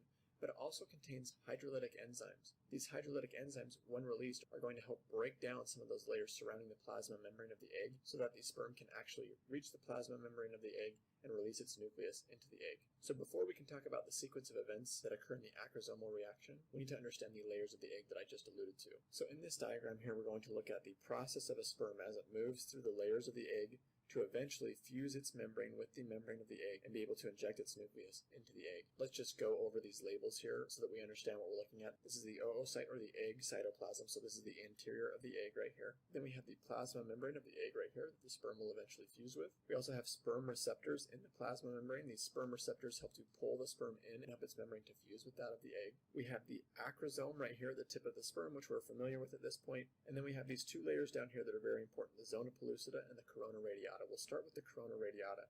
So the corona radiata is the outermost layer of the egg, and up until this point, the purpose of the corona radiata was to help nourish the developing oocyte. It doesn't really play a role in the process of fertilization other than the fact that it's another layer that the sperm has to penetrate. The next layer the sperm is going to encounter after it penetrates the corona radiata is the zona pellucida, also known as the vitelline layer. So it's known as the vitelline layer outside of mammals, but in mammals it's known as the zona pellucida more commonly. The zona pellucida is frequently asked about on your exam, so it's important that you understand and remember its makeup and function. The zona pellucida is a layer of glycoproteins, so it's important that you remember that it's a layer of glycoproteins specifically, and these glycoproteins have convenient names. They're just named ZP1 through ZP4, so you have ZP1, 2, 3, 4. ZP, of course, standing for zona pellucida. Now, the zona pellucida is this red shaded layer right here.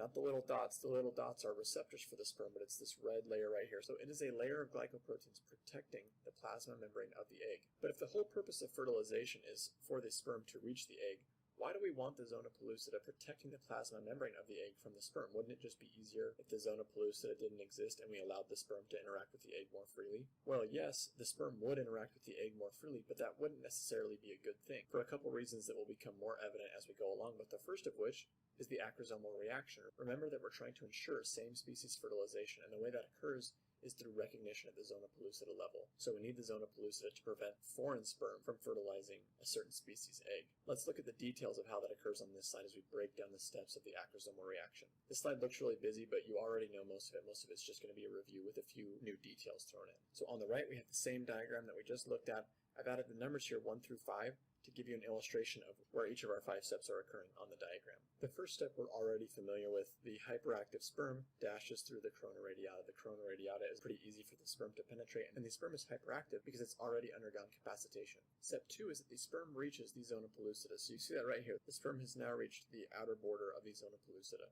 Step 3 is going to occur shortly after step 2, and this is where we're going to add a couple new details that we haven't mentioned yet that are very important for you to remember. After the sperm encounters the zona pellucida, it will extend actin filaments out to bind a specific zona pellucida protein known as ZP3. This binding between the actin filaments of the sperm and ZP3 from the zona pellucida of the egg is what signals mutual recognition. It's what ensures same species fertilization. So if a sperm from a dog were to try and interact with the egg from a cat, the actin filaments from the dog sperm would not be able to bind with the ZP3 proteins in the egg of the cat. So this is one reason why the zona pellucida is important. After that mutual binding occurs, after the actin filaments bind to the ZP3, we move on to step 4. Step 4 is the actual release of the acrosomal enzymes from the tip of the sperm, from the acrosome. And the release of these hydrolytic enzymes helps the sperm to break down the zona pellucida, allowing it to carve a path through this glycoprotein layer and to the plasma membrane of the egg. So that's all occurring right here. Steps 2 through 4 are the sperm encountering the zona pellucida, extending actin filaments to interact with ZP3, and then releasing the acrosomal enzymes to start digesting the zona pellucida. And then from there on out is going to be step 5, which we're not going to go into a lot of detail on in this video. It's just the sperm fusing with the plasma membrane of the egg. So you can see the sperm interacting with these sperm receptors and just advancing and getting closer and closer to the egg until it's fused with its plasma membrane. And we'll go into more details on what's happening in step 5 in later videos. Make sure you understand the definition of both capacitation and the acrosomal reaction, as well as where they occur and what triggers them. It will also be important for you to understand the layers of the egg, as well as the function of ZP3 in the process of the acrosomal reaction. Hello everybody, and welcome to one of our videos on fertilization. In this video, we're going to be talking about polyspermy block. Specifically, we will be breaking down the fast and slow blocks to polyspermy. I show this slide to remind you that fertilization is a process rather than an event, and the polyspermy blocks are just one part in that process. So in this video, we will be focusing here on the polyspermy blocks. We've already discussed capacitation and acrosomal reactions in another video, and we will discuss these remaining topics in a future video, but here we're just going to be focusing on the polyspermy block. First, let's define what polyspermy is and why we want to block it. Polyspermy occurs if more than one sperm penetrates the egg. So the name makes sense. Poly meaning many, spermy meaning sperm. So many sperm penetrating the egg. Because each sperm carries genetic information, polyspermy would result in polyploidy, meaning more than the normal amount of genetic material. If an egg is fertilized by multiple sperm and becomes a zygote with more than the normal amount of genetic material or more than the normal copies of chromosomes, in other words, if we develop a polyploidy zygote, those zygotes are almost always non-viable, meaning the zygote's development will fail pretty early on in the process, and there will be no development of a fetus or embryo. So from a reproductive standpoint, this is a terrible thing, and we want to prevent this from occurring. We want to make sure that only one sperm is able to fertilize an egg. We do so through 2 different mechanisms, the fast block to polyspermy and the slow block to polyspermy. Kelton here to step in and add a little bit of clarification when it comes to fast and slow blocks to polyspermy. If we really simplify what's happening during fertilization, we have 2 main steps. The first of which is that many sperm are competing for entrance into an egg, and the second step is that one of those sperm is eventually going to penetrate the egg. The fast block to polyspermy is aptly named because it occurs immediately after the cell membrane of a sperm has fused with the cell membrane of an egg. Notice that an egg cell's membrane suddenly went from having a bunch of negative charges to having a bunch of positive charges after being fertilized by sperm. So what happened here? And nice, so this process is known as depolarization and resulted in a bunch of positive charges being let into this egg cell. So when sperm fertilizes an egg, it allows for the passage of positively charged sodium ions to flow inside of the cell membrane and thus depolarize the membrane. Depolarization repels any additional sperm from binding for at least a few seconds, and at this point the slow block to polyspermy is going to have to take over. Because the fast block to polyspermy is simply just a depolarization event, it's not very long-lived, and therefore the slow block to polyspermy is going to be very influential in making it so the egg isn't fertilized multiple times. After the acrosomal reaction occurs and the cell membrane of the sperm and the egg fuse, the nucleus of the sperm is going to be deposited inside of the egg. At this point, we would see the events of the fast block to polyspermy occur. Sodium ions are going to rush into the cell and we have a depolarized egg cell membrane. At this point, we are seeing events that are truly unique to the slow block to polyspermy. The depolarization of the egg cell membrane in the fast block to polyspermy results in a positively charged egg cell membrane. This positively charged cell membrane is going to end up triggering the release of calcium ions within the egg cell. At this point, the free calcium ions within the egg are going to trigger what we call the cortical reaction. The cortical reaction is simply just the exocytosis of our cortical granules, which we see here. The exocytosis of cortical granules plays two key roles. The first role is that the zona pellucida, also known as our vitelline layer, is going to become converted into a fertilization envelope, which we see here. This fertilization envelope becomes really tough and becomes incapable of being penetrated by sperm. The second role of our cortical granules is that they stimulate proteases, which are simply protein-cutting enzymes, to sever the connection between the zona pellucida and our plasma membrane of the egg. Here I've highlighted the location of the former zona pellucida and our plasma cell membrane just to show how much of a separation these proteases can create between these two layers. This amount of separation helps to ensure that no sperm can ever touch the egg's plasma membrane again. And now back to Parker. That's it for this video. Make sure you review and understand the mechanisms of the fast and slow block to the level of detail that we discussed in this video. Hello everybody and welcome to our last video on fertilization. Here we're going to be discussing the completion of meiosis II in the egg, as well as zygote formation and twinning phenomenon. This slide is here just to remind you that fertilization is a process rather than an event, and in previous videos we have discussed the steps leading up to where we are in this video. So we've discussed capacitation, which is followed by the acrosomal reaction and polyspermy block, and now we're going to be discussing these last 2 points here, completion of meiosis II and zygote formation. For familiarity's sake, I brought this diagram back from our oogenesis video, and we're really only going to be looking at this portion of the diagram over here in this video. So recall that each month, one of the oocytes is chosen to become the primary follicle. It finishes meiosis I, producing one polar body, and is now a secondary oocyte. It next arrests in metaphase II until mating, or in other words, it pauses at metaphase II. It does not complete its second meiotic division until it is fertilized. Once the sperm comes in contact with the egg, or once fertilization has begun, then this secondary oocyte completes meiosis II, producing a second polar body which will just degenerate. And now that this secondary oocyte has completed meiosis II, it now has the proper number of chromosomes in order to interact with the haploid sperm to form a diploid zygote. Now that we've discussed the completion of meiosis II and introduced ourselves to zygote formation, we can talk about what types of events would lead to more than one zygote forming within the same female. And these events are more commonly known as twinning events because this is how twins are made. The first type of twins we'll discuss are known as monozygotic twins or identical twins. And a diagram for how that occurs is shown right here. So this is the monozygotic or identical twin diagram. And the names make a lot of sense here. Monozygotic. Mono meaning one and zygotic meaning zygote. So these are twins that originate from one zygote. So you can see here we have one sperm and one egg coming together to form a zygote. And early on in the process, this singular zygote splits into two identical zygotes, which each go down their own developmental path. So we have two identical zygotes. We're going to end up forming two identical fetuses and two identical humans because they came from the same sperm and the same egg, so they have the same genetic material. And just like monozygotic twins share all of their genetic material with one another, you can use that to remember that they also share a placenta. So these two developing fetuses are going to be attached to the same placenta in utero. The other type of twins we can get are known as fraternal twins or dizygotic twins. Again, the name makes sense. Di meaning two and zygotic meaning zygote. So we have two fetuses that develop from two different zygotes here. So in our diagram, you can see that what happens here is the mother actually ovulates two eggs at the same time, and each of these eggs is fertilized by a different sperm. So this is basically two completely different pregnancies that are occurring at the same time in the same uterus, simply because the mother happened to ovulate two eggs that month instead of one, and both of those eggs became fertilized. Because these two developing zygotes come from two different eggs and two different sperm, they are no more related than just ordinary siblings would be. So my younger brother and I are just as related to each other as dizygotic twins are. We have the same percentage of our genetic material in common as dizygotic twins. That would not be true for monozygotic twins because they share 100% of their genetic material. You can remember that because dizygotic twins develop from different eggs and they form two zygotes, They also have separate placentas here, so each fetus will be attached to its own placenta within the uterus. Make sure that you review the oogenesis diagram and that you understand that the secondary oocyte pauses in metaphase 2 until fertilization, and also make sure you understand what makes the two different types of.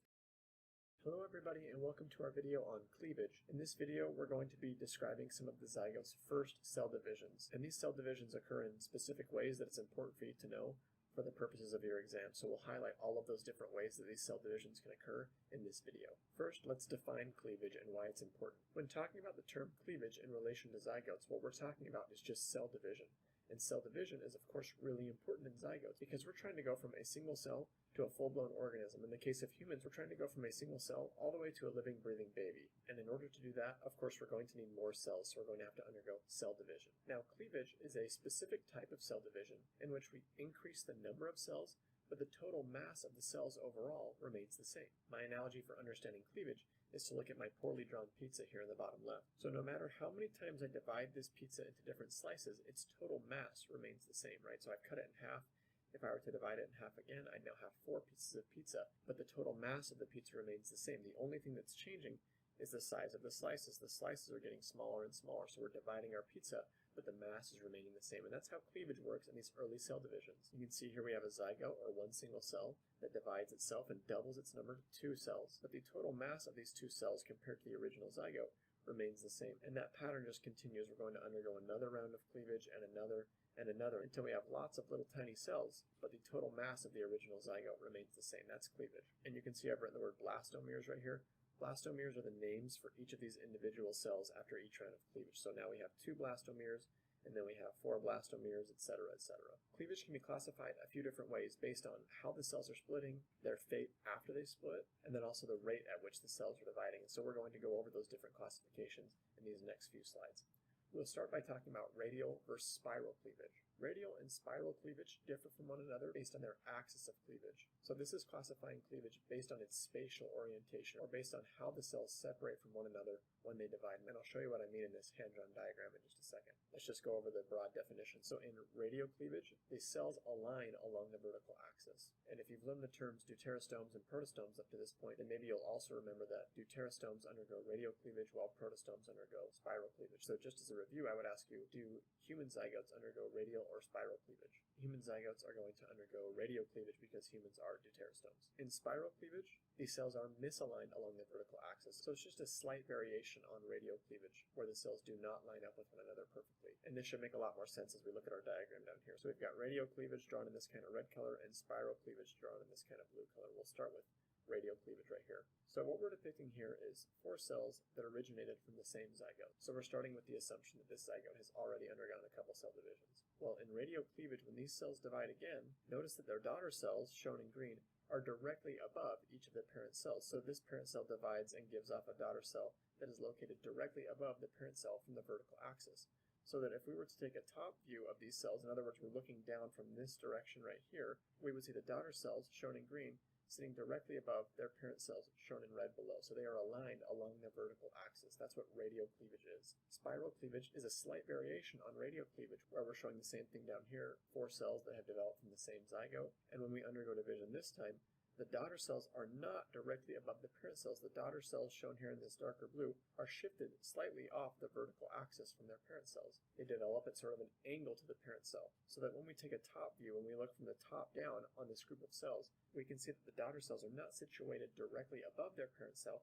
Instead, they're situated slightly off the vertical axis at an angle to each of the parent cells. So you can see the daughter cells in darker blue off of the vertical axis from their parent cells, shown in the light blue down here. That's spiral cleavage. And the name spiral cleavage makes sense because if you imagine that happening again, then our darker blue daughter cells would give off another layer of daughter cells that would rotate a little bit from that vertical axis, so we're going to end up with a spiral of cell development. The next way we can classify cleavage is the fate of the cells after they divide. So in determinate or mosaic cleavage, the fate of the blastomeres, or the fate of these individual cells, has been decided following cleavage. So for example, we have 4 blastomeres here. We're going to undergo division and they're going to double, so we're going to end up with a little ball of 8 blastomeres. And let's say that this specific organism undergoes determinate cleavage, So that would mean that this cell right here, for example, its fate has already been determined. This blastomere right here is going to become a part of the developing cardiovascular system. It has no say in the matter. It cannot change its fate after this point. That is determinate or mosaic cleavage, and that's different from indeterminate or regulative cleavage, in which blastomeres could separate from the developing organism and develop into their own organism by themselves. So if we were looking at an organism that undergoes indeterminate cleavage, this cell, rather than only being able to develop into a cardiovascular cell, could be split off from the rest of the organism. We could take this cell and move it over here, and it would be able to start this process all over again. It would be able to start its own cleavage process, doubling and doubling and doubling, until it formed an entire organism all on its own.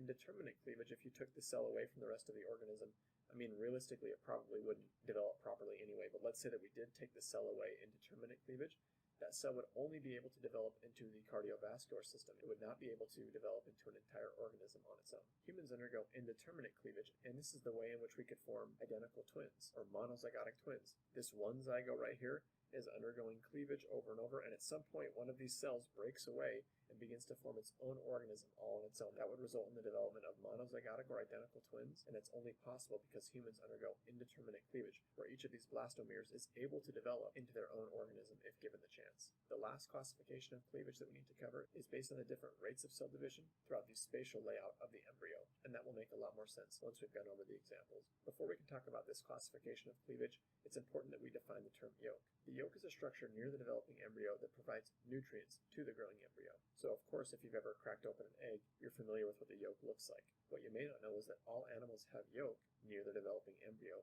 Even developing humans have a yolk near them. Now, the size of the yolk compared to the embryo can vary from species to species. So in a human, the size of the yolk compared to the embryo is very small. Humans have a very small yolk to embryo ratio.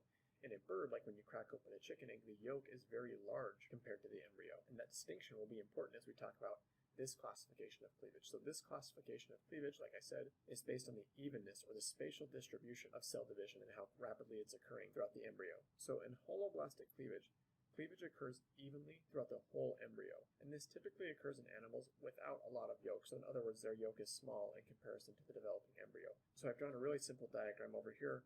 Here in green we have the developing embryo, and here in yellow we have the yolk. So you can see that the yolk is small in comparison to the embryo, and we've colored the entire embryo green because green is our color that's going to mean dividing or undergoing cleavage. So in holoblastic cleavage, the entire embryo is going to be undergoing cleavage. There is cell division occurring throughout the entire embryo or throughout the whole embryo.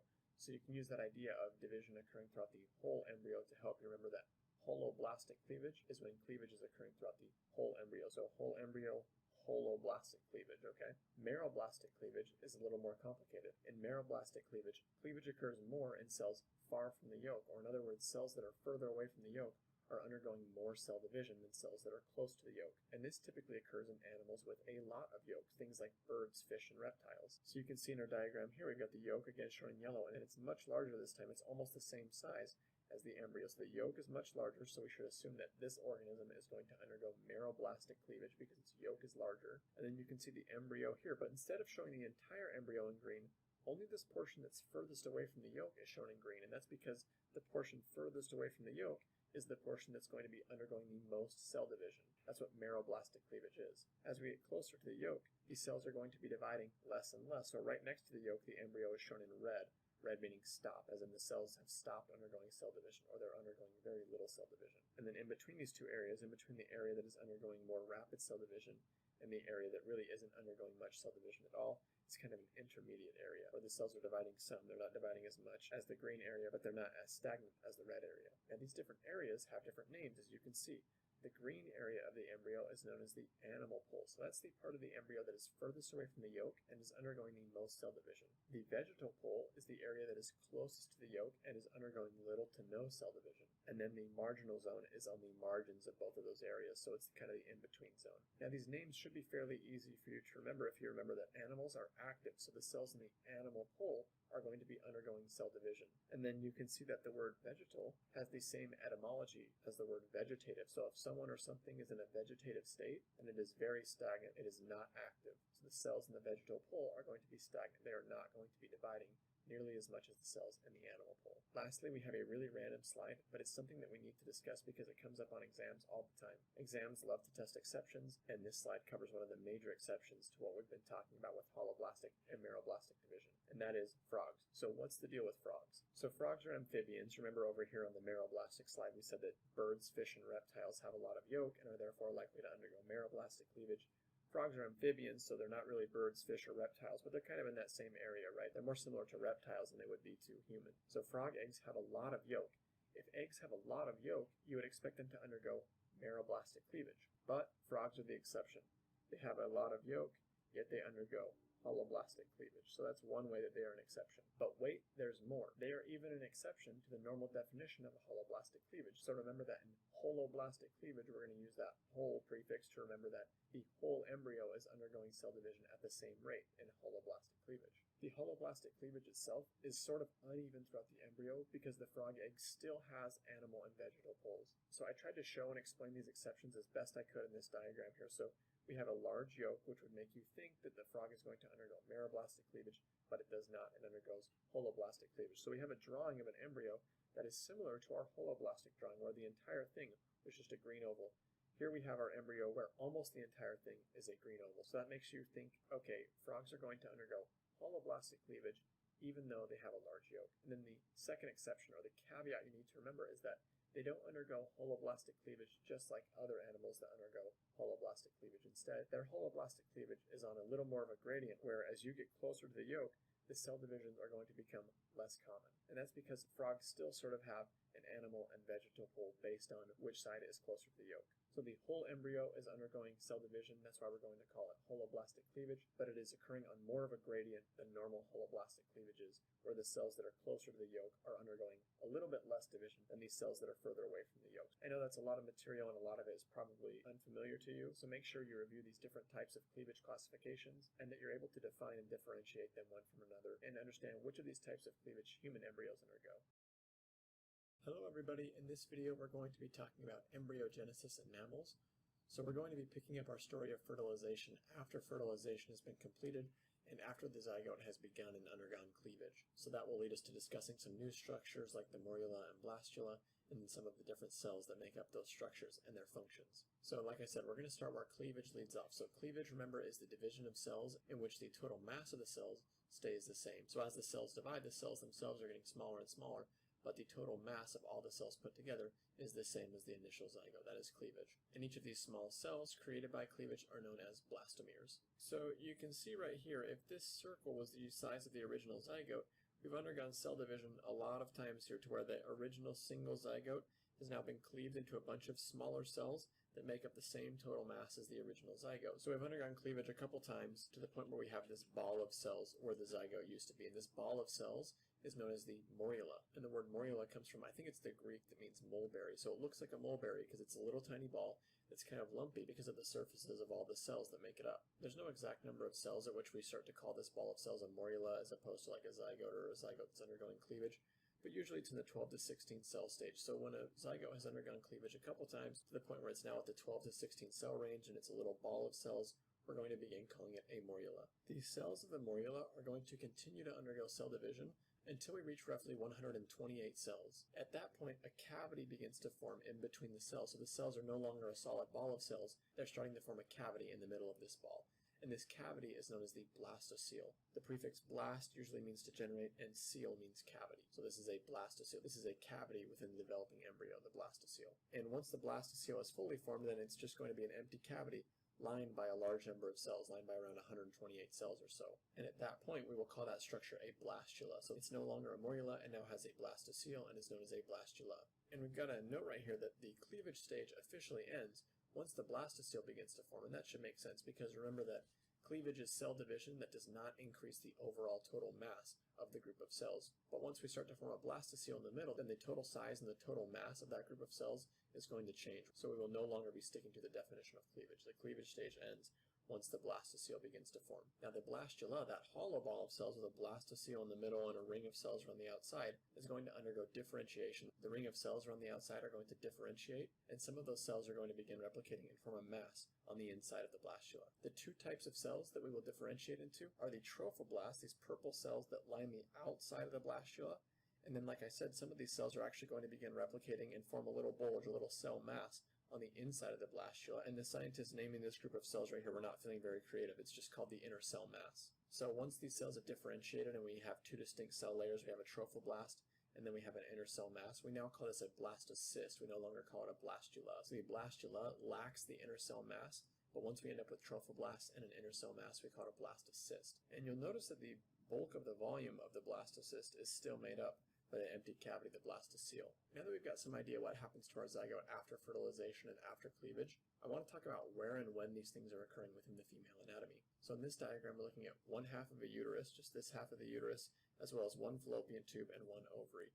So you can see we have our ovary, we ovulate an oocyte, then the oocyte is fertilized here. Remember, this oocyte would be a secondary oocyte that was paused at metaphase 2 until fertilization, and fertilization typically occurs in the oviduct or in the fallopian tube. From that point on, as our zygote drifts toward the uterus, it's going to begin undergoing cleavage. So cleavage also typically happens within the fallopian tubes. We go from a 2-cell stage to a 4-cell stage to an 8-cell uncompacted morula, and then eventually we reach what this diagram is calling an 8-cell compacted morula. Typically the definition is more in the 12 to 16 cell range for the compacted morula, but don't worry too much about those numbers. After a few more rounds of cell division, the morula forms a blastocele and becomes a blastula, and then the blastula undergoes differentiation to where now you can see this light blue group of cells right here that are the inner cell mass. And at that point, once we have the inner cell mass, it is now a blastocyst. So you can see we have early blastocyst here. And the whole point of this diagram is to show you where fertilization occurs, where cleavage occurs, and then where the morula becomes a blastula and a blastocyst. So I want to point out to you that by the time our developing embryo actually implants into the wall of the uterus, it is in the blastocyst stage. So that's an important thing for you to remember. It's not the morula or the blastula that implants into the uterine wall. It's typically the blastocyst that implants into the uterine wall. And there are reasons for that. The blastocyst is the best fit structure of the structures we've talked about to implant into the uterine wall, and that's because it has trophoblasts. It has those differentiated cells on the outside of it that are built to implant into the wall of the uterus. So that's one of the roles of the trophoblast. We'll talk about that more in just a second. But before the blastocyst can implant into the uterine wall, it needs to shed the zona pellucida. It needs to get rid of that tough glycoprotein covering around the embryo so that the underlying trophoblasts are exposed and are able to come in contact with the uterine wall so that implantation can occur. This process of the blastocyst shedding its zona pellucida is known as zona hatching. So that's a phrase you should be familiar with, zona hatching, and that has to occur before implantation can occur. In a previous video, we discussed one of the slow blocks to polyspermy being that the zona pellucida's ties to the plasma membrane of the oocyte were cut away. And I don't want you to get those two confused. That's not necessarily zona hatching because the zona pellucida is still loosely floating around the outside of the oocyte at this point. It's still loosely floating around the outside of our blastocyst. So we need to get rid of that zona pellucida that's just loosely floating around so that the trophoblast can come in contact with the uterine wall. Over the next 2 slides, we're just going to highlight some of the general features and functions of the trophoblast and the inner cell mass. We'll start by talking about the trophoblasts. Remember, the trophoblasts are the outer cells right here of the blastocyst, and we were just talking about them on the last slide. Their first function is to implant into the uterus. These are the cells that come in contact with the uterine wall and link to the blastocyst implanting into the wall of the uterus. The trophoblasts have another very important function, which is to produce HCG. Remember that HCG stands for human chorionic gonadotropin, and this hormone maintains the corpus luteum. It keeps the corpus luteum alive. But why do we care to keep the corpus luteum alive? Remember that the corpus luteum is secreting high levels of progesterone, which stimulate the endometrial layer of the uterus to thicken and become engorged with blood. This thickening and engorgement with blood is key to implantation of the blastocyst into the wall of the uterus, and is also key for the survival of the embryo long term, of course. If the corpus luteum dies, progesterone levels fall, leading to the shedding of the endometrial layer. So all that thickening and all that blood that went into the endometrial layer of the uterus is lost, and with it, any chance of implantation. So if we had a blastocyst that had already implanted into the wall of the uterus, and for some reason the corpus luteum died, that developing blastocyst would be lost in the shedding of the endometrial layer. So we do not want that to happen. We have to keep the corpus luteum alive, and that is the job of HCG. Before that, the corpus luteum was being kept alive by FSH and LH, but FSH and LH levels are falling at this point, so that normally leads to corpus luteal death. I don't want to get into all the details, we do that in another video, but just understand that the trophoblasts are responsible for producing HCG, which keeps the corpus luteum alive. Lastly, the trophoblasts help form what's known as the extraembryonic membranes. These are structures that will eventually surround, protect, and nourish the developing fetus. We'll get into more detail on their functions in a future video, but for right now I just want to point out that the trophoblasts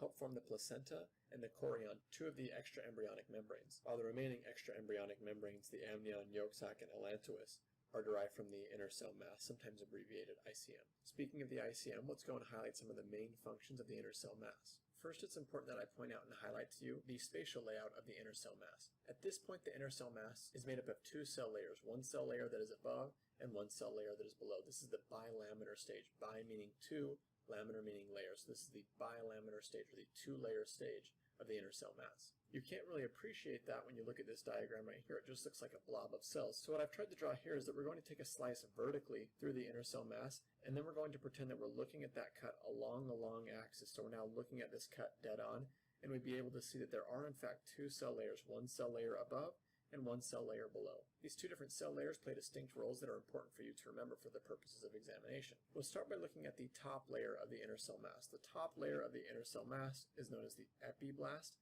epi meaning above, so that makes sense. All of the cells that will eventually develop into the embryo are contained within the epiblast. So cells from the trophoblast, cells from the next layer we're going to discuss, the hypoblast, will not contribute to the embryo. They will contribute to structures around the embryo, but will not contribute to the embryo itself. So the epiblast contains all of the cells that will contribute to the embryo. The lower layer of the inner cell mass, the hypoblast, hypo meaning below, so that also makes sense, contributes partially to the yolk sac and then it dies. So the hypoblast does not play a super prominent role in the development of the embryo. It contributes a little bit to the yolk sac and then these cells apoptose and die. And I've always been able to remember these general functions of the epi and hypoblast just by remembering that, like I said, epi means above, so you can think of the epiblast being the more important layer because epi means above, and hypoblast is less important because it means below. So the hypoblast, remember, it's going to contribute to the yolk sac a little bit and then basically just die. So the hypoblast is not nearly as important as the epiblast.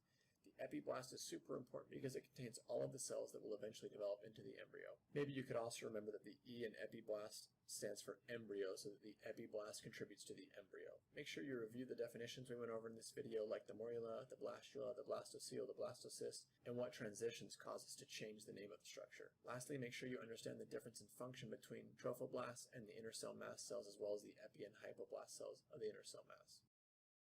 Hello everybody, and welcome to our video on gastrulation. This is a super important topic that comes up all the time, and it also traditionally is very confusing for students to learn about. I remember when I was learning about gastrulation and I really didn't understand it at all. I just memorized what I needed to in order to get questions right. So hopefully by the end of this video you'll have a much better understanding of gastrulation than I did when I was preparing for the exam. We'll start our discussion on gastrulation by picking up where we left off, talking about the primitive streak. The primitive streak is basically a small fold in the cells of the epiblast layer. So I brought back this diagram right here where we're looking at the epiblast and the hypoblast. So we are in the bilaminar stage, or the two-layer stage, where we have the epiblast and the hypoblast. And the epiblast is the top layer of cells. It's going to develop into the embryo. And the primitive streak is, as I said before, basically a fold or a crease that occurs in some of the cells of the epiblast, and I'll show you a picture of the primitive streak in a second. Now the primitive streak is going to define the left-right axes of the embryo as well as the top-bottom axes of the embryo. So you can understand or imagine this as if you were to take a piece of paper and let's say you folded it in half. That fold would be defining the left-right axis of the paper, because you can now look at the paper and see that there is part of it that falls on the left of the fold and part of it that falls on the right of the fold. You could also look along the fold directly and see that there is a top portion of the fold and then a bottom portion of the fold. So the primitive streak does the same thing for the embryo. It helps to define the left and right and top and bottom of our developing embryo. And thus the primitive streak is a crucial structure in the process of gastrulation. So what is the process of gastrulation? Gastrulation is the process of converting our bilaminar embryo, or our two-cell layer embryo, into a three-cell layer embryo, into a trilaminar stage. So we're going to go from two-cell layers to three-cell layers. To begin our discussion of how this happens, I actually want to start by looking at this diagram right here that we're already familiar with. So these epiblast cells here are going to replicate, they're going to be dividing and thickening the epiblast layer just a little bit. So we're no longer just looking at exactly two cell layers thick. And as the epiblast begins to thicken, some of the cells in the middle of the epiblast will actually start to fold in or form a crease, and that's what we call the primitive streak, right? So we're starting to get a little fold in the epiblast layer as it thickens or as it divides. Now as the epiblast continues to replicate its new cells, the new cells it's creating are going to actually enter the invagination of the primitive streak. So they're no longer just going to be stacking on top of the existing epiblast. They actually are going to migrate down into the primitive streak and start to build up another layer of cells separate from the epiblast. So these cells that were previously part of the epiblast, as the epiblast is replicating itself, begin to migrate down into the primitive streak. That's how we're going to form additional cell layers other than the epiblast. So you can see in this diagram we're no longer calling these cells epiblast cells, and that's because we now have 3 cell layers, so we're going to change their names. So the outermost layer of cells, shown here in this pinkish sort of color, are the ectoderm. Then the mesoderm down here, kind of this salmon color, the mesoderm is the middle layer of cells. And then we have the endoderm kind of in this burnt orange, and the endoderm is the bottom layer of cells. Now it can be a little confusing for students to understand this next point. We won't spend a ton of time on it, but I just want to point it out to you. The endoderm is not the same thing as the hypoblast. It doesn't even derive from the hypoblast. All 3 of these cell layers are going to eventually go on to form different structures within the embryo. And remember that we said that the entire embryo is formed from cells in the epiblast layer. So by the time we reach the trilaminar stage, the hypoblast has already basically died off. It's no longer important, so we're not going to worry about it anymore. All 3 of these cell layers, the ectoderm, mesoderm, and endoderm, all come from the epiblast. So you can think of it as the epiblast has basically become the ectoderm. The epiblast replicated itself, formed the primitive streak, and then the epiblast continued to produce cells that actually went into the primitive streak and filled in this layer here, creating the mesoderm, and also created another layer of cells known as the endoderm. So all 3 of these layers come from the epiblast. And the hypoblast we're not going to worry about anymore. It's basically gone. So we now just have 3 layers of cells. We're at the trilaminar stage, and that's the process of gastrulation right there. It's the process of the epiblast invaginating, forming the primitive streak, and then creating enough cells to fill in that invagination and to create 3 distinct cell layers. So at this point, when we're in the trilaminar stage, we would now say that our embryo is in the gastrulus stage. This slide looks a little confusing, it looks a little bit busy, but I promise it's not as bad as it looks. So here in the bottom left, we've basically carried over our diagram from back here where we had an ectoderm, mesoderm, and an endoderm. We've got our ectoderm in pink as the very outside, then we've got the mesoderm here in salmon, and then the endoderm in the burnt orange down at the bottom. What you'll notice that's different is we no longer have just a little invagination or a little cleft as the primitive streak. The primitive streak has actually progressed and gotten deeper until it's formed a little cavity right here. And this progression of the primitive streak into this cavity is actually really important. So the primitive streak has just gotten bigger. Nothing too complicated has happened. But this is another crucial step in the formation of an embryo. So this opening right here at the outside of the cavity is known as the blastopore. And then if you go past the blastopore down into the depth of the cavity created by the further invagination of the primitive streak, you enter a structure known as the archenteron. Now both of these words, blastopore and archenteron, sound pretty alien, but they actually make a lot of sense. Remember that the prefix blast means generative or to generate, and then we have the suffix pore, so pore of course means hole here. So we're talking about some sort of hole in a generative structure, and that's basically what we see here. We have a hole right here, a little opening in some generative structure in our embryo, so we're going to call it the blastopore. And then archenteron can also be broken down conveniently. So enteron actually comes from the same root word as like our enteric system. So if you've ever heard of the enteric nervous system, that's the system of nerves that surrounds your gut and your digestive tract. So enteron is describing our gut or our digestive tract. And arch means primitive, like in the word archaic. So here we have the primitive gut, and that's exactly what the archenteron is. It is the primitive gut. So we're going to end up having this hollow tube inside of our developing embryo that will become the digestive tract. That's all your digestive tract really is. It's a hole from your mouth to your anus that's just hollow and runs through the middle of you. You may have never thought of it that way before, but that's what it is. So this is the beginning of the development of our digestive tract. Eventually the archenteron will continue to grow and progress in this direction until it's broken all the way through the embryo, so then we'll have that entire digestive tract with both a mouth and an anus. But at this stage, in this point in the development of our embryo, we only have one opening into the archenteron, and it's now a closed-ended sac. It doesn't have an exit, it only has an entry. And this entry, the blastopore, like I said, either has to be the mouth or the anus. And depending on what type of embryo we're looking at here, we could determine whether this blastopore is the mouth or the anus. And that's where we get the distinction between deuterostomes and protostomes. It's what the blastopore develops into. So if in the developing embryo this blastopore eventually becomes the mouth of the organism, we would call that organism a protostome. If, on the other hand, this blastopore develops into the anus of the organism, we would call that organism a deuterostome. Now, like I mentioned, the archenteron is going to continue to deepen and eventually form a second hole on the other side of the embryo, which will either develop into the mouth or the anus. It will develop into the opposite of whatever this first blastopore became. One little mnemonic that a lot of people use to remember that a deuterostome develops the anus first is to recognize that deuterostomes have this prefix "deut," which sounds and looks like the word deuce, and deuce means number 2, and you use your anus to go number 2. So that can help you remember that the blastopore that develops in deuterostomes becomes the anus eventually. Now, our developing embryo has gone through tons of different names and tons of different stages in its short lifespan, and those can get kind of confusing. So I just wanted to review the different names we've gone through and when the transitions occur. So we started with our zygote. It was a fertilized egg. It's a single cell. We start with a zygote. It undergoes cleavage or cell division until it is a solid ball of cells looking like a mulberry, so we start to call it a morula. The morula continues to divide until it's roughly at a 128 cell stage, and it begins to develop a cavity in the middle of it. That cavity is known as a blastocele, and at that point we no longer call it a morula, we call it a blastula. Once the cells in the blastula have differentiated into two different cell layers, the trophoblast and the inner cell mass, we no longer call it a blastula, we call it a blastocyst. And this blastocyst, as we mentioned here, will begin to develop extraembryonic membranes as well. Remember that the blastocyst is the stage at which our developing embryo will implant into the wall of the uterus. This inner cell mass is going to become two different cell layers, the epiblast and the hypoblast, and then the epiblast will invaginate from the primitive streak and develop into three different cell layers. So we'll go from the bilaminar stage to the trilaminar stage, or in other words, we will undergo gastrulation, and at that point we are no longer talking about a blastocyst, we are talking about a gastrula. Remember we talked about how all of the cells that will eventually be a part of the embryo were in the epiblast. Well, the epiblast has now become three different cell layers, the ectoderm, mesoderm, and endoderm. And we can divide up mature or adult structures based on their layer of origin. So certain parts of your adult body develop from ectodermal cells, others develop from mesodermal cells, and others still develop from endodermal cells. And test makers love to ask about these different cell layers. They love to ask about which adult structures came from which cell layer. So these are really important for you to know, which is kind of annoying because they're not exactly clear cut. So I'm going to try and give you some mnemonics to help you remember and distinguish between these different cell layers and their adult structures. But you will most likely need to review this multiple times just to make sure you've got all these different structures down.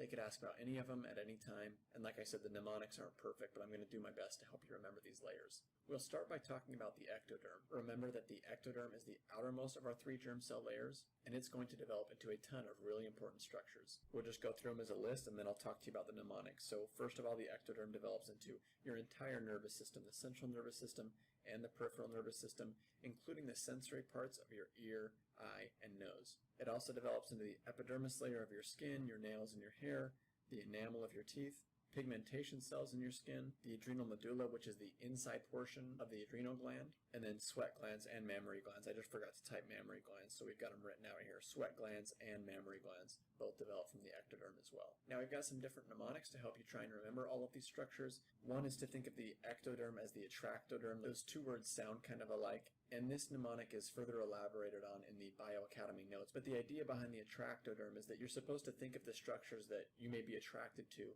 in another individual. Things like their mind or the way they think can help you remember that the nervous system develops from the ectoderm. You may be attracted to their skin, they have nice nails or they have nice hair, they have a pretty smile like the enamel of their teeth, perhaps they're tan, so they have nice pigmentation cells. And then it goes on to talk about how, because the adrenal medulla is responsible for the production of norepinephrine and epinephrine, you can remember that hopefully you're able to keep those molecules in check when you're talking to this person that you're attracted to, because epinephrine and norepinephrine are responsible for making you feel excited. And that can help you remember that hopefully you're able to keep your sweat glands in check as well. I think there are some better mnemonics out there though. I always thought of the ectoderm as the exoskeleton, so like the exoderm. It's the outermost germ cell layer, and it develops a lot of the structures that are directly visible on another human. So you can't see someone's brain, but you can see their ears, eyes, and nose. You can of course see their skin, nails, and hair, as well as the enamel of their teeth and pigmentation cells. So a lot of these things are on the outside of a person, and then I would just memorize the little exceptions like the sweat and mammary glands and the adrenal medulla. Another mnemonic I think is really good is to remember ECTO, the first letters in the word ecto, and then you can remember what each of these letters stand for. So the E would stand for the epidermis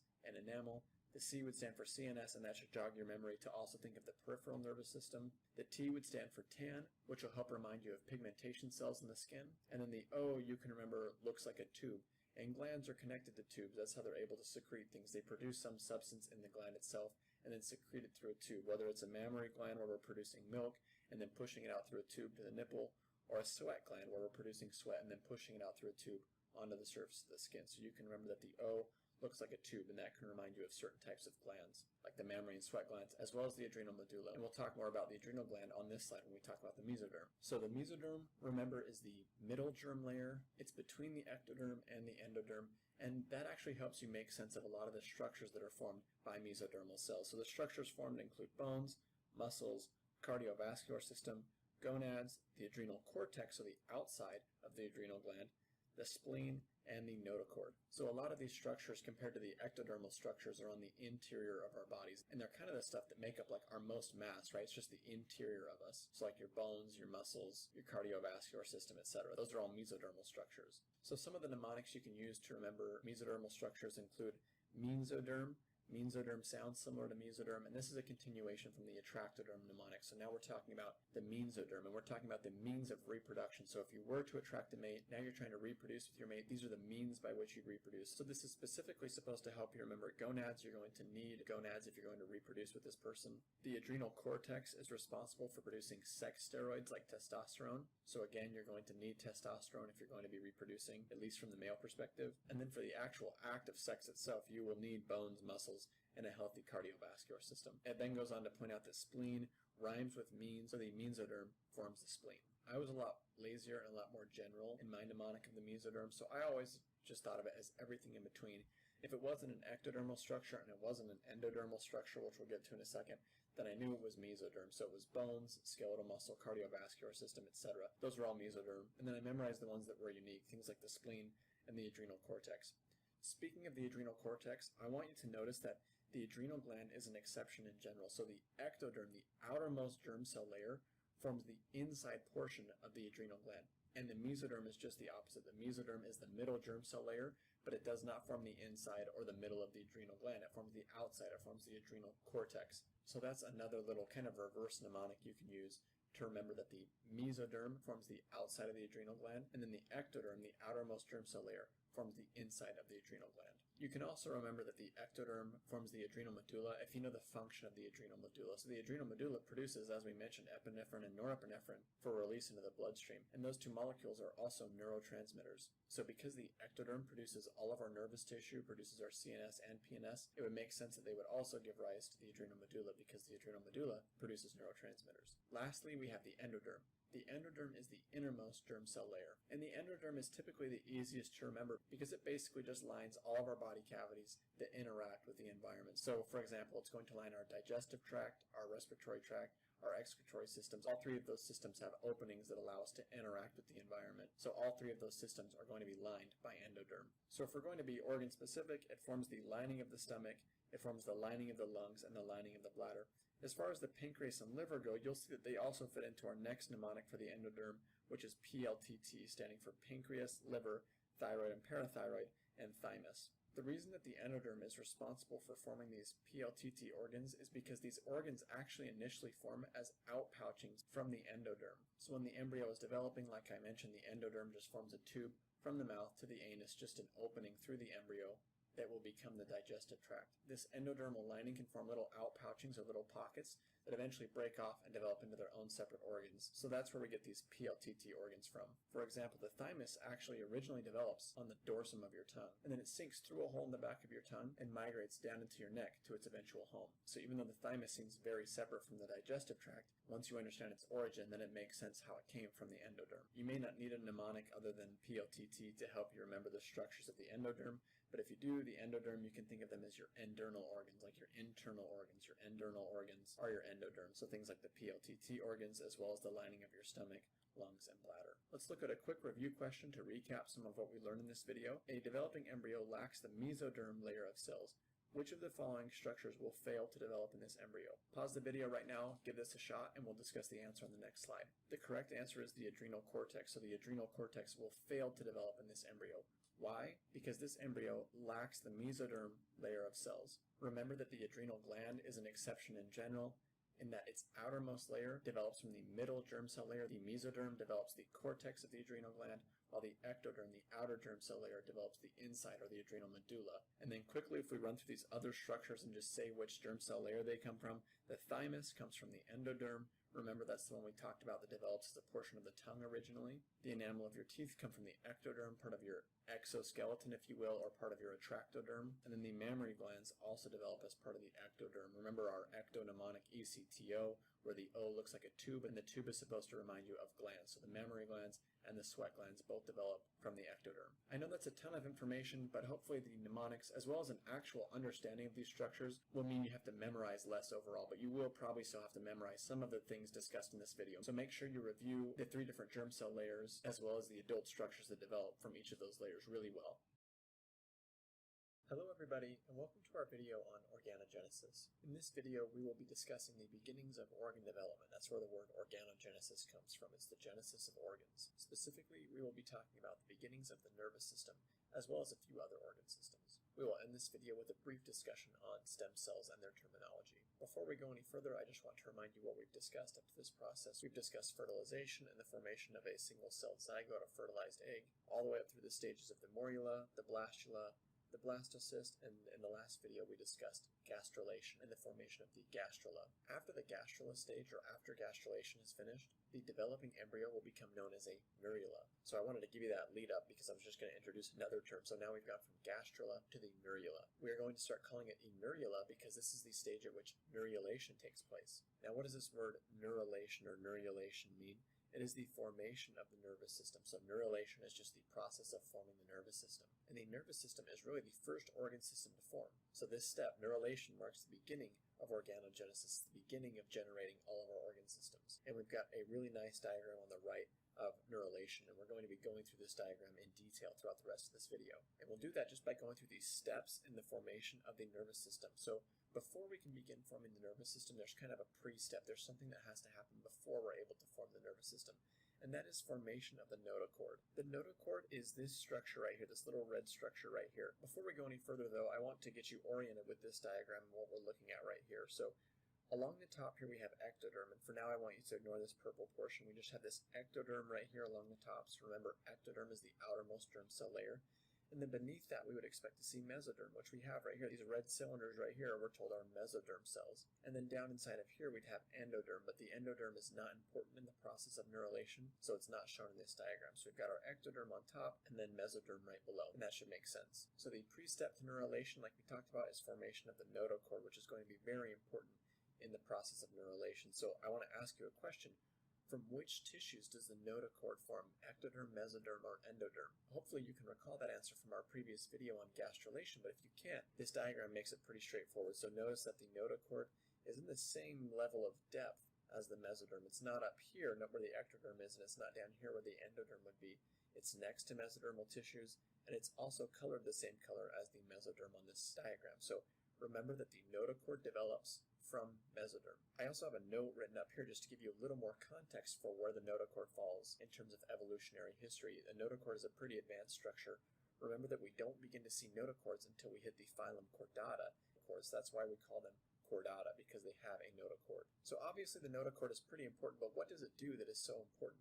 What it does is it induces the overlying ectoderm to thicken and develop into a structure known as the neural plate. So the notochord right here is going to secrete various molecular signals telling this overlying ectoderm, the ectoderm right here that's purple, to differentiate and begin to thicken into something called the neural plate. So notice that we have normal ectoderm on either side of what's now going to become the neural plate. It's the ectoderm that lies directly over the top of the notochord. Once this neural plate has been formed, it begins to fold in on itself or invaginate like this. This structure right here is conveniently named. It's no longer a neural plate because it's no longer flat. Plates are flat. It's no longer the neural plate. It's known as the neural fold or the neural groove because now, of course, it's folded in half and there's a groove in it. The neural fold is going to continue to fold. As you can see here, we have these arrows labeled convergence. It's going to continue to fold until these two separate edges up here touch. So it continues folding until it forms an oval. You can see that here. The purple edges have now been brought together to form an oval. So it's no longer a neural groove or a neural fold. It's now an oval or a tube. So now it's known as the neural tube. And this structure right here, the neural tube, is super important because it will develop into our entire central nervous system. So it will develop into our entire brain and spinal cord. That all comes from the neural tube right here. So a few points of possible confusion, some things I just want to clarify. Make sure you understand that the notochord does not develop into the spinal cord because it has that cord suffix. A lot of students get confused and automatically assume that the notochord develops into the spinal cord. That is not true. The notochord induces neural tube development, and the neural tube eventually develops into the brain and spinal cord. Also, just notice that right here, the neural groove folds together until it forms a tube, and then it no longer is attached to the ectoderm. The ectoderm is up here, and now the neural tube is a separate structure. It's still developed from ectodermal cells, but it's just a separate structure, and there's another little structure laying between the ectoderm and the neural tube, which we're going to discuss on this next slide right here. So during the process of formation of the neural tube, this whole time we've got these green cells on the neural plate border, and these are the cells that are going to come together. They're the cells that are at the very crest of the neural tube. They're coming together as the neural tube folds. So the neural tube is folding, these green cells are coming together, and they are right at the crest of the fold right here. Once the two borders meet and the neural tube is formed, these green cells have also been brought together as well. They've also met each other as well in the middle. And because they were on the crest of the neural tube, they're known as neural crest cells. Now, neural crest cells, you can see they are no longer part of the ectodermal layer, but they're also not part of the neural tube. They do develop from the ectoderm, but they are no longer part of the ectodermal layer. See that they're just below it, but they're also not part of the neural tube. So they are not going to develop into central nervous system cells because they're not part of the neural tube. However, neural crest cells are really cool. They migrate throughout the body all over the place and form a variety of different structures. One of the structures that they form is the entirety of the peripheral nervous system. And that's easy to remember because these are neural crest cells. They're really close to the neural tube, which forms the central nervous system. But these neural crest cells are going to migrate out to the rest of our body. So that makes sense. They're neural cells that are migrating out to the rest of our body. They're probably going to form the peripheral nervous system, and that is true. They also go on to form your teeth, pigmentation cells in your skin, and some of the bones in your craniofacial skeleton. Because they form a wide variety of structures, sometimes students get confused and start to think that neural crest cells come from mesoderm, but they do not. They come from the ectoderm. And if you can remember some of the structures that were formed by ectodermal cells, if you just think back to our previous video where we discussed all of the adult structures that develop from ectodermal cells, remember that listed among those structures were things like the enamel of teeth and pigmentation cells, both of which we see here. Teeth and pigmentation cells come from neural crest, and neural crest cells come from the ectoderm. So now you're starting to see the specific structures that come from the ectoderm that eventually develop into the adult structures. We said that ectoderm develops into our entire nervous system. Specifically, the ectoderm creates the neural tube, which becomes the central nervous system, and it creates the neural crest cells, which become the peripheral nervous system, as well as these other ancillary structures. Now, what is the mesoderm doing this whole time during neurulation? Well, we mentioned that it first creates the notochord, which is really important. The notochord is still here. It's a mesodermal structure. But then we also have these other chunks of mesoderm just chilling next to the neural tube this entire time. These chunks of mesoderm are going to run down the entire length of the neural tube. They will stay on the sides of the neural tube and accompany it throughout its course in the embryo. These chunks of mesoderm are known as somites, and they go on to form the vertebrae of the spine as well as skeletal muscle in that region. You'll learn more about somites in other videos, but they're really cool because through molecular signaling they become aware of their location, and they can form different structures, different muscles and bones based on whether they're closer to the head or closer to the tail. Lastly, it's important that we discuss stem cells. Stem cells come up all the time in pop culture as well as on exams. So what are stem cells? Stem cells are undifferentiated cells. Stem cells is a really broad term, and it has a really broad definition. It's just undifferentiated cells. We classify stem cells into more specific categories based on their potential to differentiate. And we have a special name for that potential to differentiate. We call it potency. So stem cells with different potentials have different potencies, and that will make more sense as we go through these examples below. So written down here in these varying colors of blue, we have different levels of potency and the names that accompany those different levels of potency. So we'll start with the most potent stem cells. So if we're talking about a totipotent stem cell, that prefix toti comes from the same root as the word total. So totipotent stem cells are totally potent. These are single cells that can produce an entire organism. So that's why we say they are totally potent, because they can differentiate into any cell type that they need to. So if you took a single totipotent cell, you could generate an entire organism from that single cell. So examples of totipotent cells would include the zygote and any of the blastomeres up until the morula. So any of those cells, if you broke them off, could form an entirely different organism. And as we talked about before, that's how identical twins can occur. One of these totipotent cells breaks off early enough in the process that it is still totipotent and is able to form an entirely different organism. Pluripotent stem cells are less potent, but they are still stem cells. So these are still undifferentiated cells, and that prefix pluri, of course, comes from the word plural, meaning there are still options, but not all options are available. So they are not totally potent, but they are pluripotent. So pluripotent stem cells are cells that can differentiate into all three germ layers. So these cells could become ectoderm, they could become mesoderm, and they could become endoderm. So how is that not totipotent? That sounds like all of the cells that can make up an embryo. Well, the catch is that pluripotent stem cells cannot form extra embryonic tissues. And extra embryonic tissues, while they are not part of the embryo itself, are necessary to the survival of the embryo. So if an embryo is unable to form the amnion, the chorion, the yolk sac, the allantois, or form a placenta, we'll talk about all those in the next video, but if an embryo is unable to form those extra embryonic tissues, then it is not viable. So pluripotent stem cells are very powerful, but they cannot form these extra embryonic tissues. Examples of these pluripotent stem cells would include cells in the inner cell mass, abbreviated ICM, and most of the time when you hear people talk about embryonic stem cells, these are the stem cells they're talking about. They are pluripotent stem cells.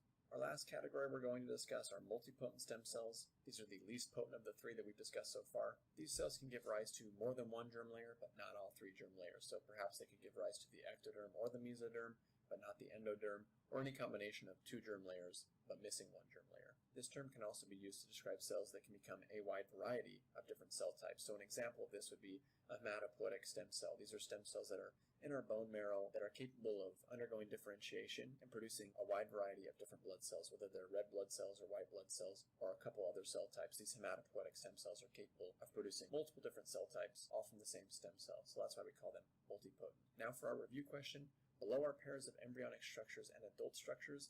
Which of the options shows a correct pairing of an embryonic structure with the adult structure into which it develops? Pause the video, give this question a try, and we'll talk about the answer on the next slide. The correct answer is the second one listed, the neural tube developing to the brain.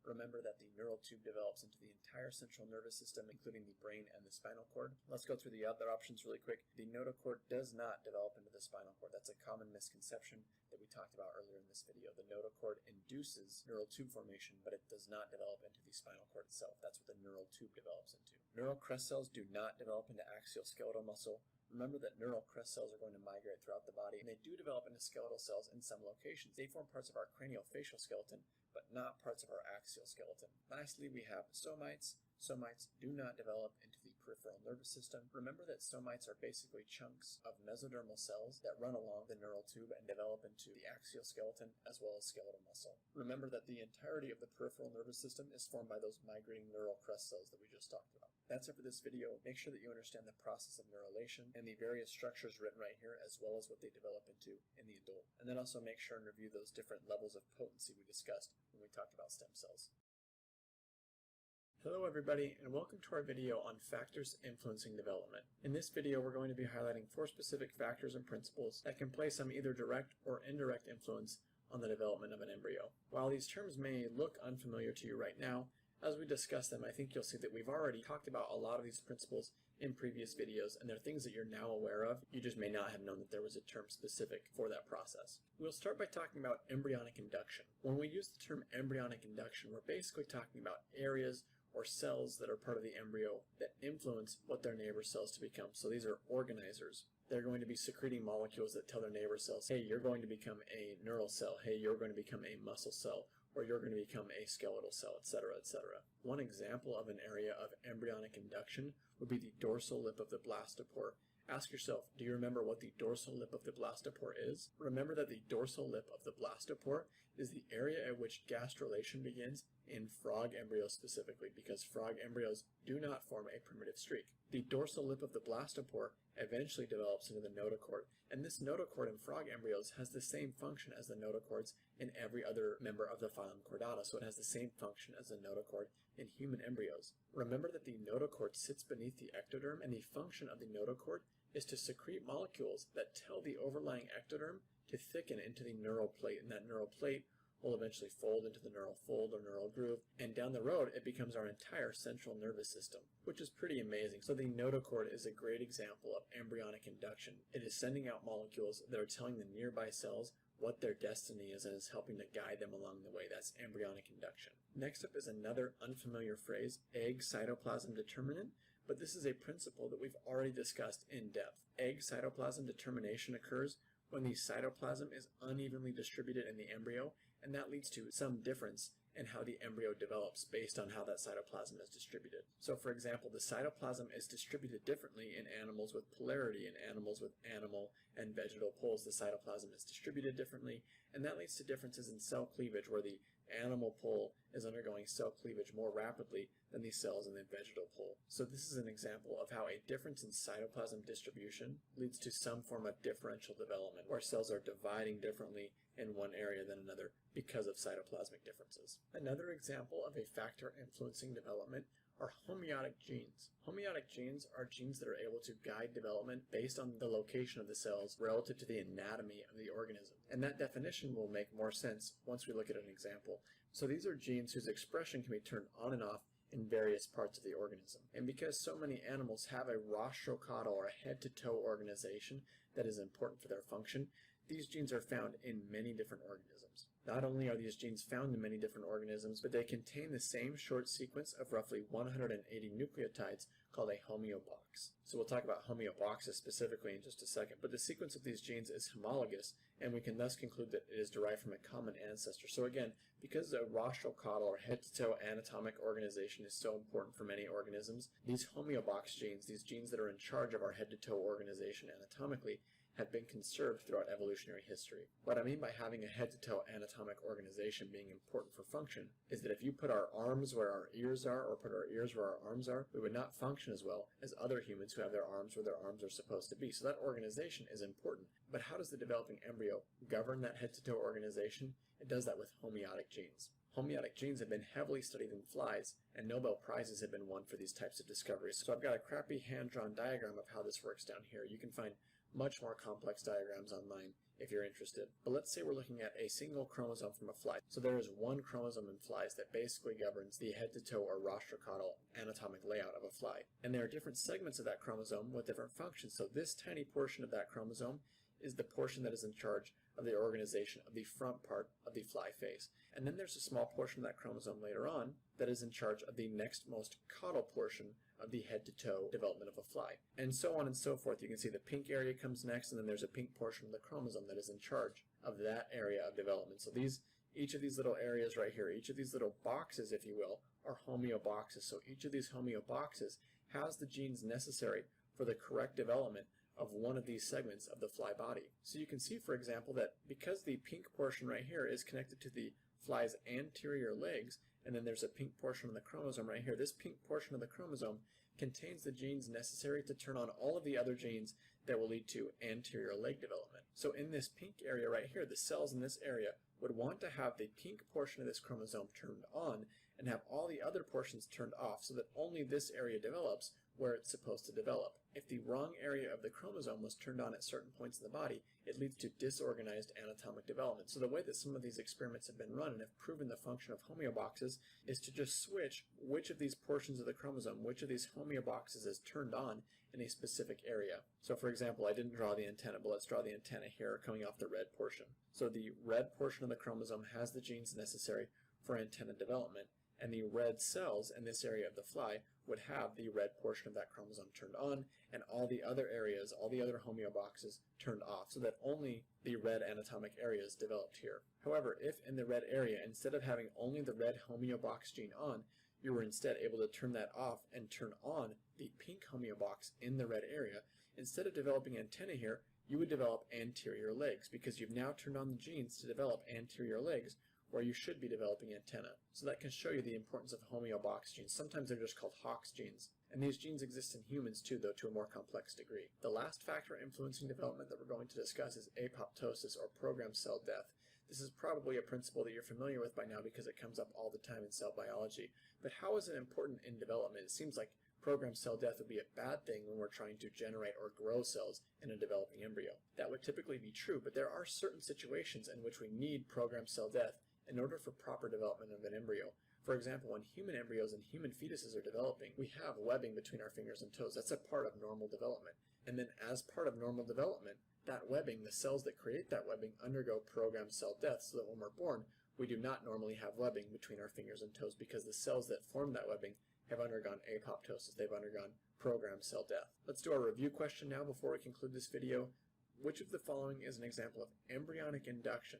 Go ahead and pause the video, give this a try, and we'll look at the answer on the next slide. The correct answer to our review question is B. The notochord releases signaling molecules leading to development of the neural plate. So why is that the correct answer? Well, here we're told to be looking for an example of embryonic induction. And embryonic induction, remember, is when cells secrete signaling molecules to let their neighbors know what the neighbors should be developing into. So it's an area of cells that tell their neighbors how to develop. And the notochord was our example we used in this video of embryonic induction. So the notochord is releasing signaling molecules leading to the development of the neural plate. Really quickly, let's look at the wrong answers. Answer choice A is an example of egg cytoplasm determinant, where a difference in cytoplasm leads to a difference in development. Answer choice C is an example of apoptosis, where certain cells die off as part of normal plant development. And then lastly, answer choice D is an example of homeotic genes, where certain genes are turned on or turned off within cells based on where those cells are located in the rostrocaudal or anterior-posterior development of the organism. That concludes this video and our chapter on reproduction. Like I said, those factors you are probably already mostly familiar with just because they're principles we've talked about in previous videos. Homeotic genes may have been a new idea for most of you. That's something we haven't discussed before, so you may want to put in a little extra time and review that one again.